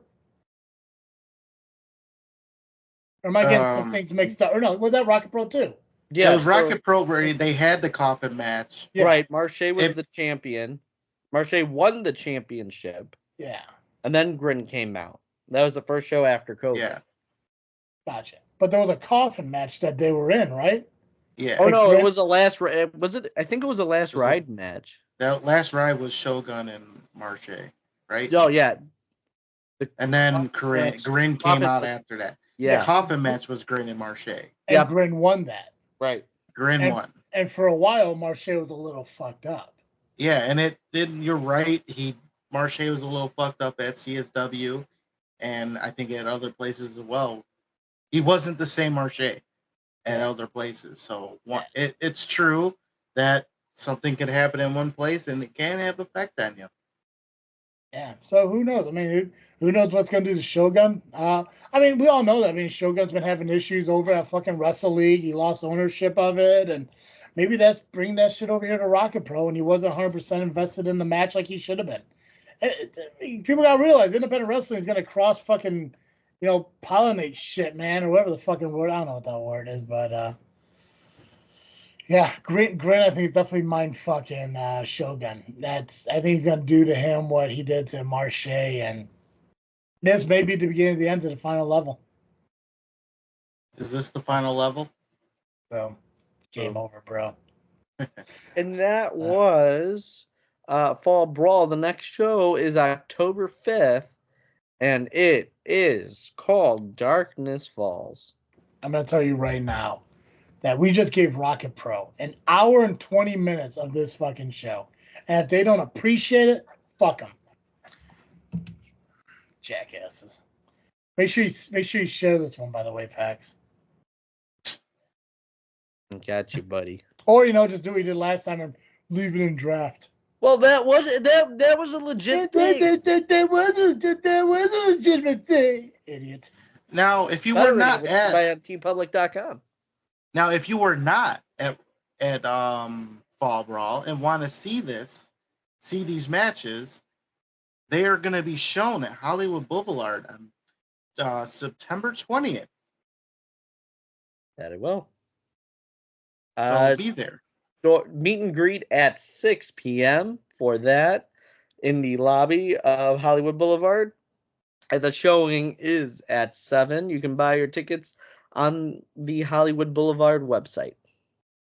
And I will be there doing another red bathroom floor mat special, talking to the talent at Rocket Pro. Maybe we'll have to introduce Thomas Foolery to some members of the Rocket Pro wrestling roster, as he did not know Damian Gray's name and referred to him as Mr. Baseball Bat. Oh, yeah. Didn't something happen with the fans you want to talk about? So, do you want to wait till the end on that? We'll save that for the end. Okay, that's fine. Yeah, let's get through the rest of the stuff because we got a lot. Yeah. Okay, so Power Entertainment was also on Saturday the 7th. There was an 8-man one-night tournament. Winner goes on to Wrestle Rage 2 to face the heavyweight champion. In round 1 qualifier, Mason Perks defeated Jason Dukes. Acid Jazz challenges the Reckoning to a 6-man tag match at Wrestle Rage. Me Hooks O'Bannon defeated Chris Miller. Take that, Miller. You suck. Yeah. Jay Scott defeated Kayvon O'Reilly. Quinn Whittick defeated Tommy McCabe. Round 2 qualifiers, Mason Perks defeated Jay Scott. Quinn Whittick beat Me Hooks O'Bannon. And Regan Lydale beat Shaza McKenzie and Renee Van Peebles. In the finals, Quinn Whittick and Mason Perks ended in a double countout. Heavyweight champion Kazal entered the ring and proclaimed that he has no opponent at Rage. Wonder what's going to fucking happen. Jimmy Blaze came out to the ring and was going to cash in the keys for someone, but he was cut off by Me Hooks O'Bannon, who was ready to cash it in for the heavyweight championship at Rage when Kayvon O'Reilly entered and begged Me Hooks to cash in for the tag team championships instead. Me Hooks agreed to honor his brother and cash in for the tag team titles at Wrestle Rage. Blaze has announced Kazile will defend at Rage against Quinn Whittick and Mason Perks in a 3-way steel cage match. And for those of you who don't know, Wrestle Rage is WrestleMania. So yep. So as of right now, the next show will be Saturday Night Fight, and that will be September 21st at the Wooddale T-Woods in Wooddale. I'm not sure if it was mentioned. Harvest Havoc is next Rocket Pro, right? October. Darkness 14th? Falls is next Darkness Rocket Falls. Pro, and then yes, October 14th or whatever, or the week before. What? Yes, October 5th. October 5th. Okay. Okay, awesome. What results are done? Let's cover what we got match card wise. We got D6, CSW, and ARW. Yep. And Super Wrestlers. Oh, and Super Wrestlers. Cool. Well, let's be like Pacman's mom and bang this shit out. All right. All so right. Where we want to go with first? D6. We'll start with. Okay, we'll go with D6 because you said so. Okay, that sounds good. We're just gonna blow through. It's fucking Pacman Arena. He's gonna blow through it within 45 seconds. Because he doesn't know how to slow the fuck down. So Destination 6 Wrestling provides Ignite the Fury Saturday, September 14th in Macomb, Illinois. Addresses 136 West Carroll Street. Yeah, let's hurry up here, Pacman. Okay. Tickets are VIP is $30, front row $25, general is $20, and kids are $10. Doors open up at 5:15 for VIP, 5:30 for general, and the show starts at 6. For the Midwest Express Championship, we have Zach Hendricks versus Oliver Kane. We'll also have Victor Analog taking on Ethan Everhart. Tommy Davis will take on Eric Needy. I do apologize if I butchered that. Kaya McKenzie will take on Amina Belmont. And Mr. Broadway, Shank, and Chris Cutler will take part in a triple threat match. Also making her debut in Destination 6, Brittany Kay will face Unknown. And this is not a mystery opponent. The name of the wrestler is unknown. We don't know who this is. I don't know. But the wrestler is unknown. No, look at the flyer. Unknown. Okay. Well, there we go. Looks like a graphic create character on 2K. It is not. Oh, also generic female 2. From how it looks on the screen right now, it did look like a created character. I couldn't tell the face. Also, JJ Garrett will be taking on Rafael Quintero. That match. And again, this is Destination 6 Ignite the Fury, which will take place at the Destination 6 Arena at 136 West Carroll Street in Macomb. Tickets are $30 for VIP. Front row is $25. General admission is $20, and kids are $10. Doors open up at 5:15 for VIP, 5:30 for general. Show starts at 6. And then we got Super Wrestlers. It is Super Wrestlers Rising at the Concord Music Hall at 2047 North Milwaukee Avenue. Tickets are on sale on AXS.com, and you'll be able to potentially get some discounted tickets. I know they've been running sales, but if not, tickets are should be $25. I saw recently they were doing a sale for $20, so just be on the lookout for that. Now, Siphon debuts on this show, and if you remember from the last Super Wrestlers show, he had confronted Shogun because the power that Shogun had gotten was actually supposed to go to him. So there's a lot of tension between Shogun and Siphon. Now, in addition to this, Destructo with Madame Shatter in his corner will be facing Delay Mignon, who may have some burgers for the people at intermission. Also, Danger Mask will be facing Rad Blackbeard, the Porch Pirate, who now has vampire powers thanks to Vlad Bladder. And speaking of Vlad Bladder will be taking on US A-Hole. Not only that's going to be a thing on the show, but also General Luxon, Rydal's General, will be taking on Jordan Cross, who is incredibly upset after his brother Rydal killed Ryor. And that's right. There was a fucking murder at the last show. Yes. And there will be a cremation ceremony of Ryor at this show. A Cross-Turnian cremation ceremony. We don't know what that is. We're just going to have to find out. Also, we need to find out where Business Puppy is. So, Destructo, if you do listen to this, I know you're not crazy about Earth music, but if you do listen to the JFW podcast, and why wouldn't you? It has Travis T on it. He's a guy with best friends who are 3-time longest reigning SCW champions. If you are listening to this, let us know, where is Business Puppy? Sure. And that is the card for Super Wrestlers Rising at the Concord Music Hall this Sunday, September 15th, 2047, North Milwaukee Avenue. Doors open at 6, and the bell time is at 7, and this is a 17 and over show.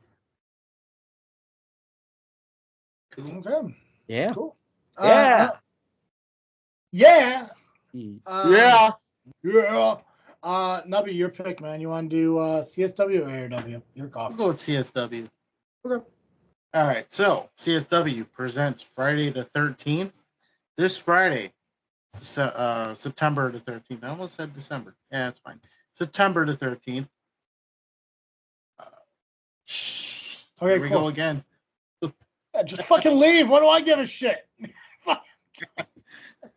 All right, so it's at 9757 Pacific Avenue in Franklin Park. Let me ask you a question.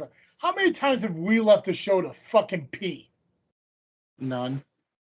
What kind of podcast papa has to leave the show to urinate? I don't know if that's what he's doing or not, but I mean, what the fuck is that? I mean, come on now. Like, oh, I'm the podcast papa. I'm going to leave mid-show to go pee. God. Anyways, I'm sorry. Go ahead.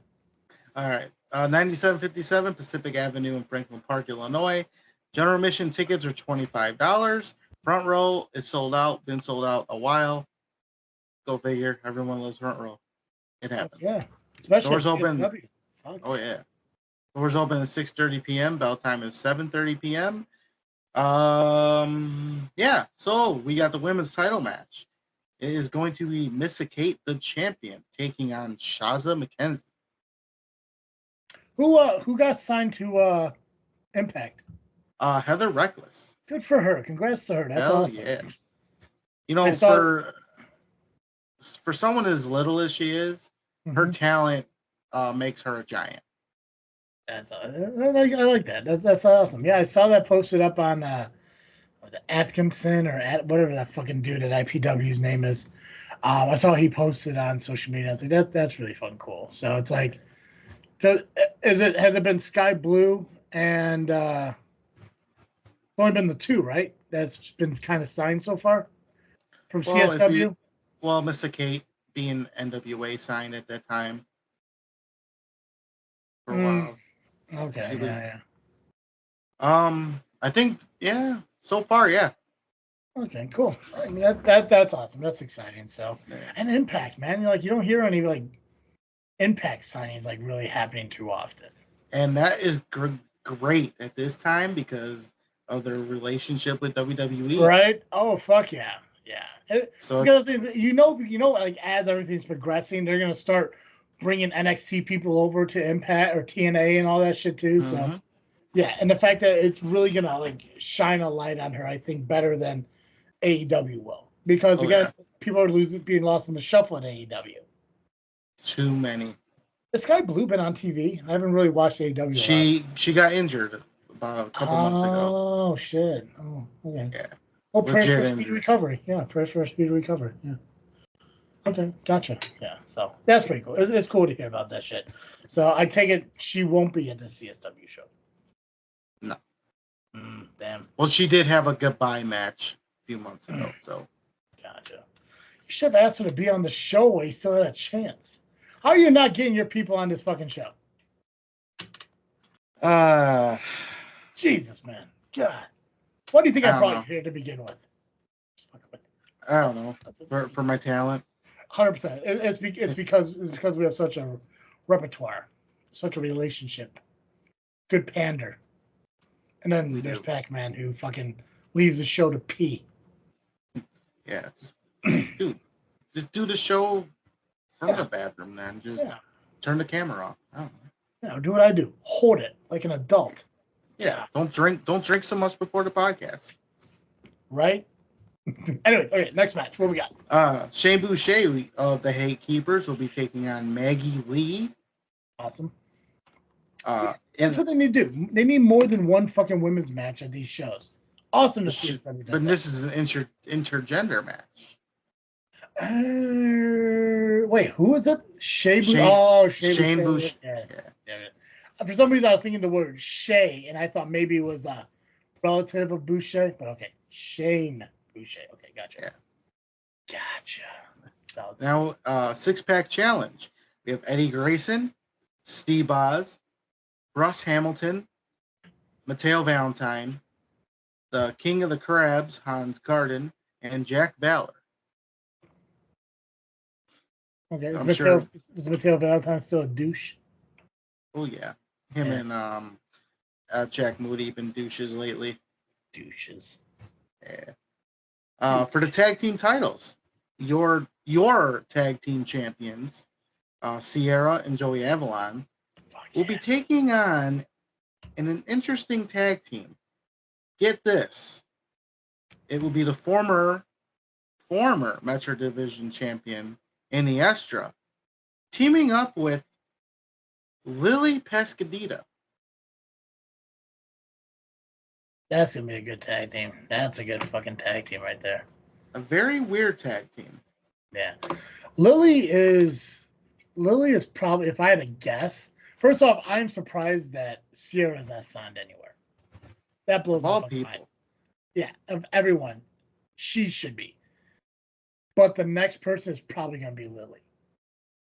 Oh, yeah, she's already making waves in NWA. Yeah, so.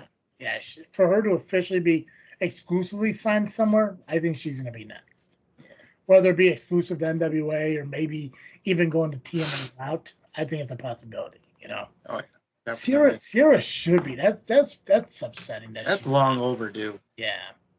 Yeah. It worries me, and I don't know anything about scouting and talent and all that shit. It worries me that maybe she missed the opportunity. Like maybe could it be? Yeah, I don't know how old she is, so it's not like for me to say like, oh, for her to get in, because I mean, you look at like Mia Yim, I think she got into like the NXT WWE in like her mid 30s or early 30s and shit like that, and I mean, fucking, I don't know. You know, there's people who start late 30s and shit. I don't know how old Sierra is. I'm guessing she's around between our age somewhere, or fucking younger. Mid 20s. Okay, so she got plenty of fucking time. So yeah, why aren't they fucking signing her? I don't know. That's upsetting. She's too good. She's too good. That's what it is. That's the problem. Yeah, they can't afford it. Yeah, she might steal the spotlight. That's all. Right? Yeah, there's too many Rhea Ripleys. That's the problem. Yeah, they don't want to lose their Rhea investment. But fuck it. You know, she's crushing the fucking Midwest. So awesome. She's gone. She's noticed. That's the important thing. But I'm excited for Lily Pescadilla in that tag match. I think she's gonna shine 100%. Oh yeah. All right. In a triple threat, we have Jay Marston of the Hate Keepers taking on Solomon Tupu and Marche Rocket.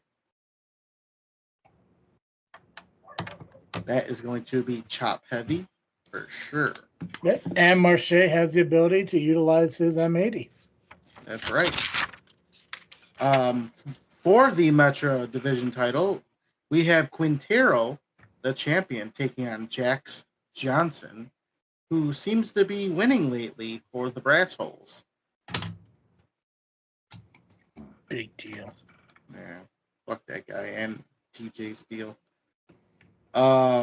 In a women's match, we have Amina Belmont taking on Angelina Love. I forgot she's gonna be here. Yep. That's gonna be good for Amina. Good way to get a foot in the door. But I'm also hoping Angelina Love just smacks her around a little bit. Oh, of course. And maybe smack me around. God, right? You should ask her if she listens to the JFW podcast. Well, if I want to get smacked around, I probably will.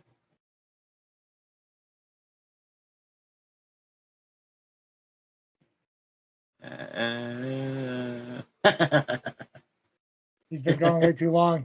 He's been gone way too long. I don't need this anymore. Yeah. Then we just announced today we have a Fatal 4-Way Tag Match. It will feature FXB and Chris Miller, Axel Rico teaming with Doom Montgomery, Ryan Matthews teaming with Eric Schultz. And then Adam Stallion teaming with Cypher. And then for the heavyweight title, last man standing. Warhorse, the heavyweight champion, taking on Conan Lycan. You think Lycan's going to get his title back? The way the gatekeepers have been pulling shit lately, I don't see it, but maybe Conan Lycan will be a 2-time champion. It is Friday the 13th after all, so anything can happen. Weird things tend to happen. Yep. And worst case scenario, if he doesn't, I'm sure they could give him a justifiable reason to forgive him. Oh. Oh, what does that say? Pacman. I can't see the rest of it. That's okay. You don't need to. Just The viewers of this fucking podcast on YouTube will. Pacman pooping. You're gone way too long. So I'm dealing with the after effects of my liver thing that I had to take care of. Pooping. Yeah, that's okay. Yeah. Pooping. Yeah. Pacman was pooping. That's the name of this podcast. Pacman left show to poop. Pacman poops. Every Pacman. So that is I feel CSW. like Tom and Kyle would enjoy that one way too much, though. Fun Diarrhea Podcast. So that is CSW Friday the 13th. This Friday, September the 13th, 9757 Pacific Avenue in Franklin Park, Illinois. General admission tickets are $25. Front row sold out. No more front row. Sorry. 6:30 p.m. is door. 7:30 p.m. is bell. All right. You going to see Angelina Love? What? You going to CSW to see Angelina Love? I might go to that. You want? I need to make my way out to CSW at some point. Though. I really do too. My hopes is I got a couple Fridays off throughout the rest of the year, and if one of those Fridays fall on CSW, I may go to it. All right, Bill Shelley, calm down. Don't call me that. Okay. All right. Saturday. This Saturday, September the 14th, ARW presents Survival of the Fittest at the American Legion Post 100, 1899 Central Avenue in Lake Station, Indiana. The doors open at 6 p.m., bell time 7 p.m. General admission tickets are $15. And here we go. Muggsy James will be taking on Machine. That match I am most looking forward to. Then for the tag team titles, we have the Mash Brothers, who are the current tag team champions. Will be taking on Murder City Inc. Or the family, Jay City and Michael Morris. Your boy, Judas Chavez, will be addressing his future. Dude hasn't developed a past yet. What the fuck is he doing future? Well, in a recent matchup with Greg Glover, he kind of got fucked up. Yeah. But come on, what fucking Macho Man say? A cup of coffee. Cup of coffee. Cup of coffee, yeah. A cup of coffee. So we will see what happens. Coffee, yeah. I'll say this: I rather hear him talk than Donovan. So there's that. Oh guys, Donovan's still a thing? Yeah. Oh god, I thought they stopped that shit. Oh, he doesn't stop talking. Cup of coffee in the big time. Nick Diamond, another piece of shit. Time. Yeah.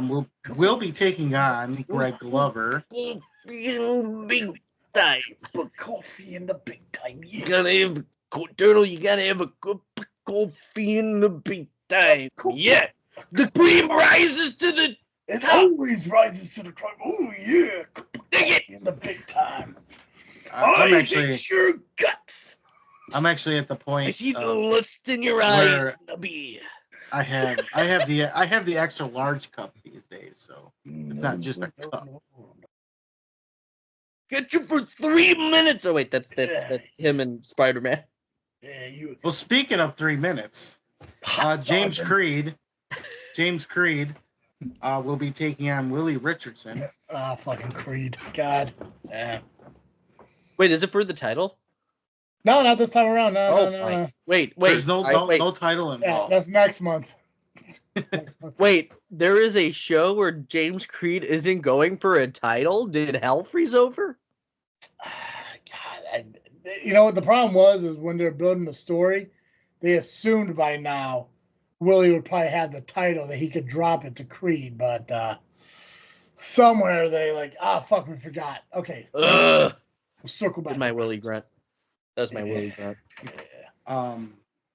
Speaking of forgetting things, Wade Evans, the forgetful workhorse. Feeding the big time. No more questions. Wade Evans will be taking on Brendan Balling. Gotcha. Okay.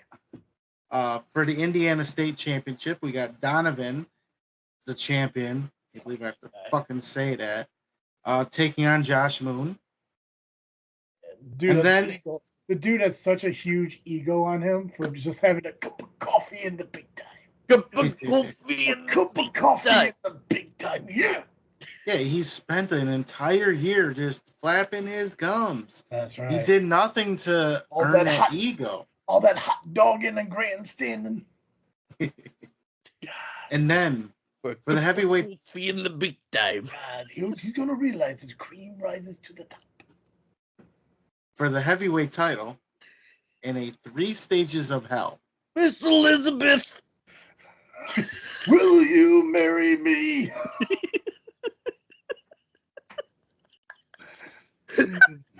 That's right, Mean Gene. Yeah. Ooh, yeah.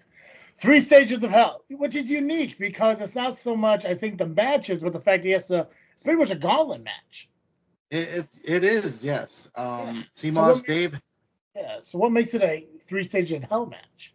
Well, the workhorses are in it, and that's pretty much like hell. Yeah, that's hell on earth, 100%. But is each match a unique stipulation? That I do not know. Because that would make it a 3 stages of hell gauntlet match, and that is intriguing to me. It is. Maybe the uniqueness is the stench on the workhorse. I believe it. My idea is like you have to survive the match without being fucked by the workhorses, but I don't think he's related to, the opponent, so they should be okay. Right. CMOS Dave is not a sheep. Oh, then you're good. Yeah. If he's not a cousin of the workhorses, no, he has no problem. He doesn't have to worry about being fornicated against. Right. The workhorses love those animals. It's a little too much. And they're CMOS Dave might be built like an animal. Doubles, yeah. Brick shithouse. Right. God. So from what I understand, CMOS has to defeat both workhorses to get to Dave Allen for the championship. Yeah, well, at least it's only 2 of them and not all 3. So. But my question is, if you're allowing the workhorses to be part of this, because really, you're trying to punish them for what they did, but at the same time, you're maybe rewarding them. So if, say, Mikey Peterson, which would never happen in his lifetime, say he defeats CMOS Dave, shouldn't he have to wrestle Dave West? Or is just the CMOS thing? Right. I mean, I think if they're doing a favor for Dave Allen, maybe they should get a title shot. Yeah. Who do you think wins in a triple threat between the workhorses? Who is the toughest? Mikey Peterson. Mikey Peterson, right? Because he's got the worst stench out of all of them, so he wins. No doubt. Fucking Mikey definitely picks up the win against was it Evans and Jannetty? I got Turflex a lot. There we go. I mean, Jannetty. He's got the big muscles, He's picking the Jannetty a lot. But Wade Evans has the board. Oh yeah, Where would Plank come into play? Yeah, That's Plank, a big I forgot question. his- I assume probably special guest ref. Special guest referee, yeah, I would say. Yeah. Ooh, or commentating. Oh, I've heard that guy can cut a fire promo. I bet he He's- would.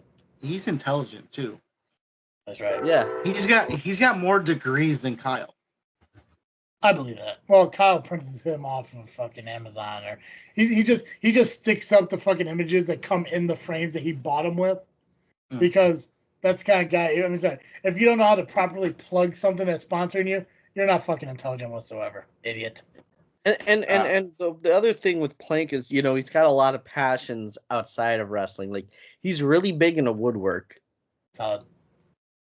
That's right. That's right. All right, so work. that is ARW Survival of the Fittest this Saturday, September the 14th, at the American Legion Post 100, 1899 Central Avenue, Lake Station, Indiana. Doors open at 6 p.m. Bell time 7 p.m. Tickets $15. Excellent. And that is all I got. Cool. I believe we can. Oh wait, we're not there yet. Do you not want to talk about what you wanted to talk about? Yes, I do. As... I really do go want ahead. to talk about it. Yeah, go ahead. So I'm just going to keep this very, very general, and I know you guys are going to agree with me when I say this. If you are a fan in the you don't fucking know that. No, I know you will. We'll find out. When you are a fan in the crowd and a wrestler brings out a jacket or something to the ring, leave it alone. Don't touch it. Mm-hmm. It's not yours. It's part of the presentation that a lot of these guys use, not just where you're seeing them, but in a lot of other places. You especially don't vandalize anybody's gimmicks, draw on them. Otherwise, they're not yours. They're used in other places. Wrestlers spend a lot of money into their presentation, their singlets, their gear, sometimes their gimmicks, sometimes things they bring out to the ring. It's not yours. Leave it the fuck alone. Boom. Well, Pacman. I mean, we don't really know why they did what you did, so you really just gotta hear everything out first before you make a judgment call like that. I mean, oh, is this about the turtle thing? Still, that's turtle thing. Yeah, Turtle thing. But hey, it's cool. It's cool. It's like, as long as you have something to be passionate about. But you're right. Fans need to not touch the property of the wrestlers. Again, I've said it for years. There's a rail there for a reason. Mm-hmm. Yep. Yeah, and it goes back to the same shit when whoever that fucking idiot was who threw that guy's shit in the garbage at CSW. Yep. It's disrespectful, and they make their money a certain way. And those include the gimmicks that they come to the ring with, the attire that they fucking wear to the ring. Yeah, just be smart about shit and be respectful of their shit and everything. I know we talked about it off air, what it is. We don't have to go into detail on what we're talking about, but if you're at a recent wrestling show and you fucked up somebody's shit, and I know you listen to this podcast, just, feel bad about it, because they are people too, regardless of who they are. And the thing that really bothered me about the whole thing is you were told multiple times not to do what you've been doing, and it's not the first time you've done shit like this. Why do we have to tell you specifically, people A and B, that to stop doing what you do? Yeah. They're being nice, not banning you from these shows. That could be the next step if it hasn't happened already. So stop being stupid. Yeah. It is goofy because, like, and not talking about who we're talking about here, but different company, different people and shit. It comes down to like one of those things where you get people who believe they can act a certain way because of who they know. And because of who they because they know the owner, they know one of the wrestlers, or they go to different companies to watch one particular wrestler perform, so they feel that they're entitled to do and say what they want. And that's also not the fucking case. Like, I'm a very easygoing guy in public when I want to be, and I reserve myself a lot when I'm at these wrestling shows. But there are certain fans and shit who, 9 times out of 10, I have no problem talking to whoever. You know, especially at the end of the day when I'm fucking exhausted, I'll still socialize with people, but really I just want to fucking go home. But there's always that one fucking person that feels they're entitled to say and do what they want because they bought a ticket. And fun fact for you people out there is you can be removed.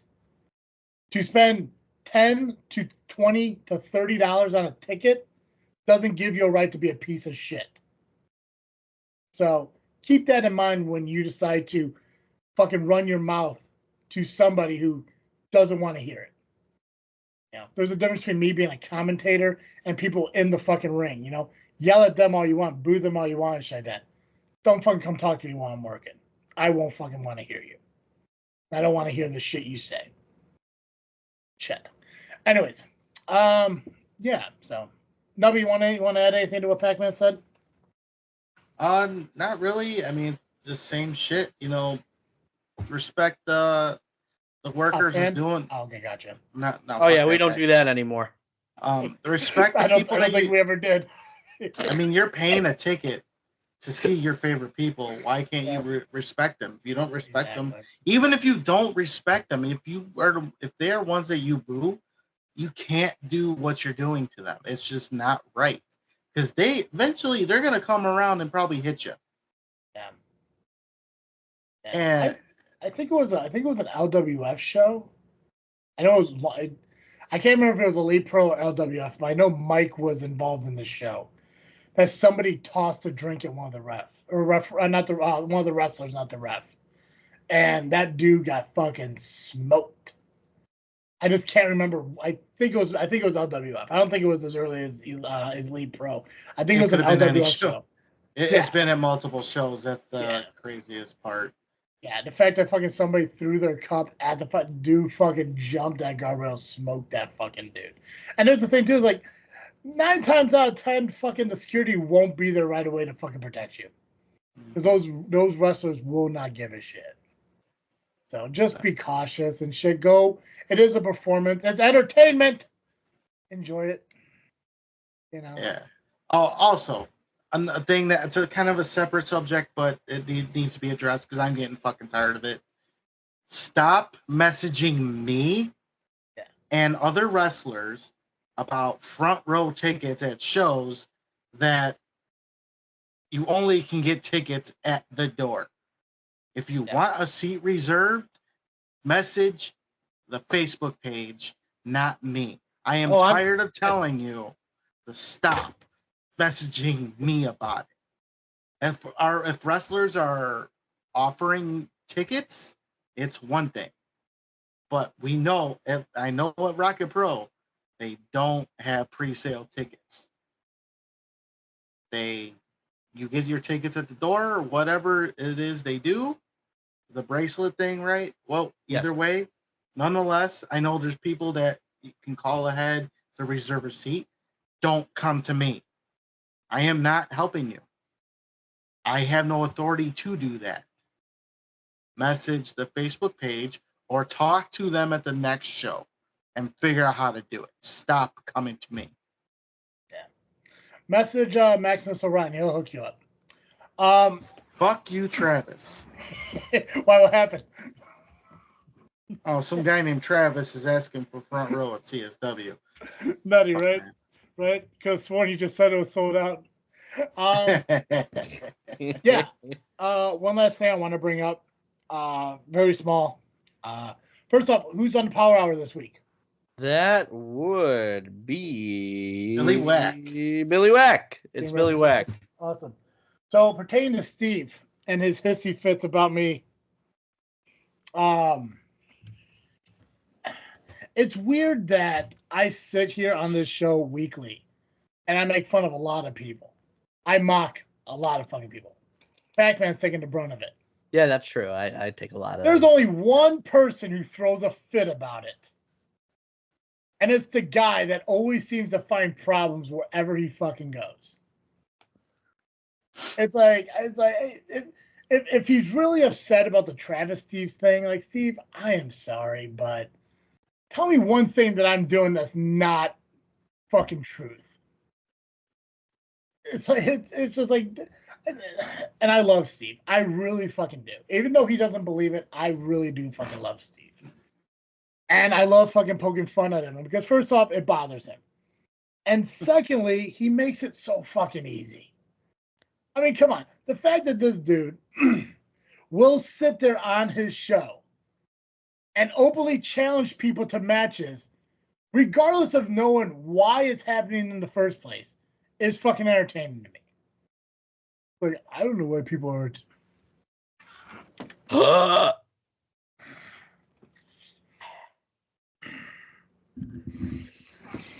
Joining me now at this time, Travis-Steve. Now, Travis-Steve, Travis T has been doing this impression of you on the JFW podcast, and you seem to be taking some exception to it. What message do you have for Travis T? You know, I commentate across the Midwest. I go to many shows, and I say what's on my mind. And I will tear apart any man in the ring, any woman in the ring for that matter. I will say every negative thing I can about them, and I will personally attack them with my heart. And in return, they physically assault me. And I can't, for some reason, I don't know why. I don't know why they feel they need to come at me.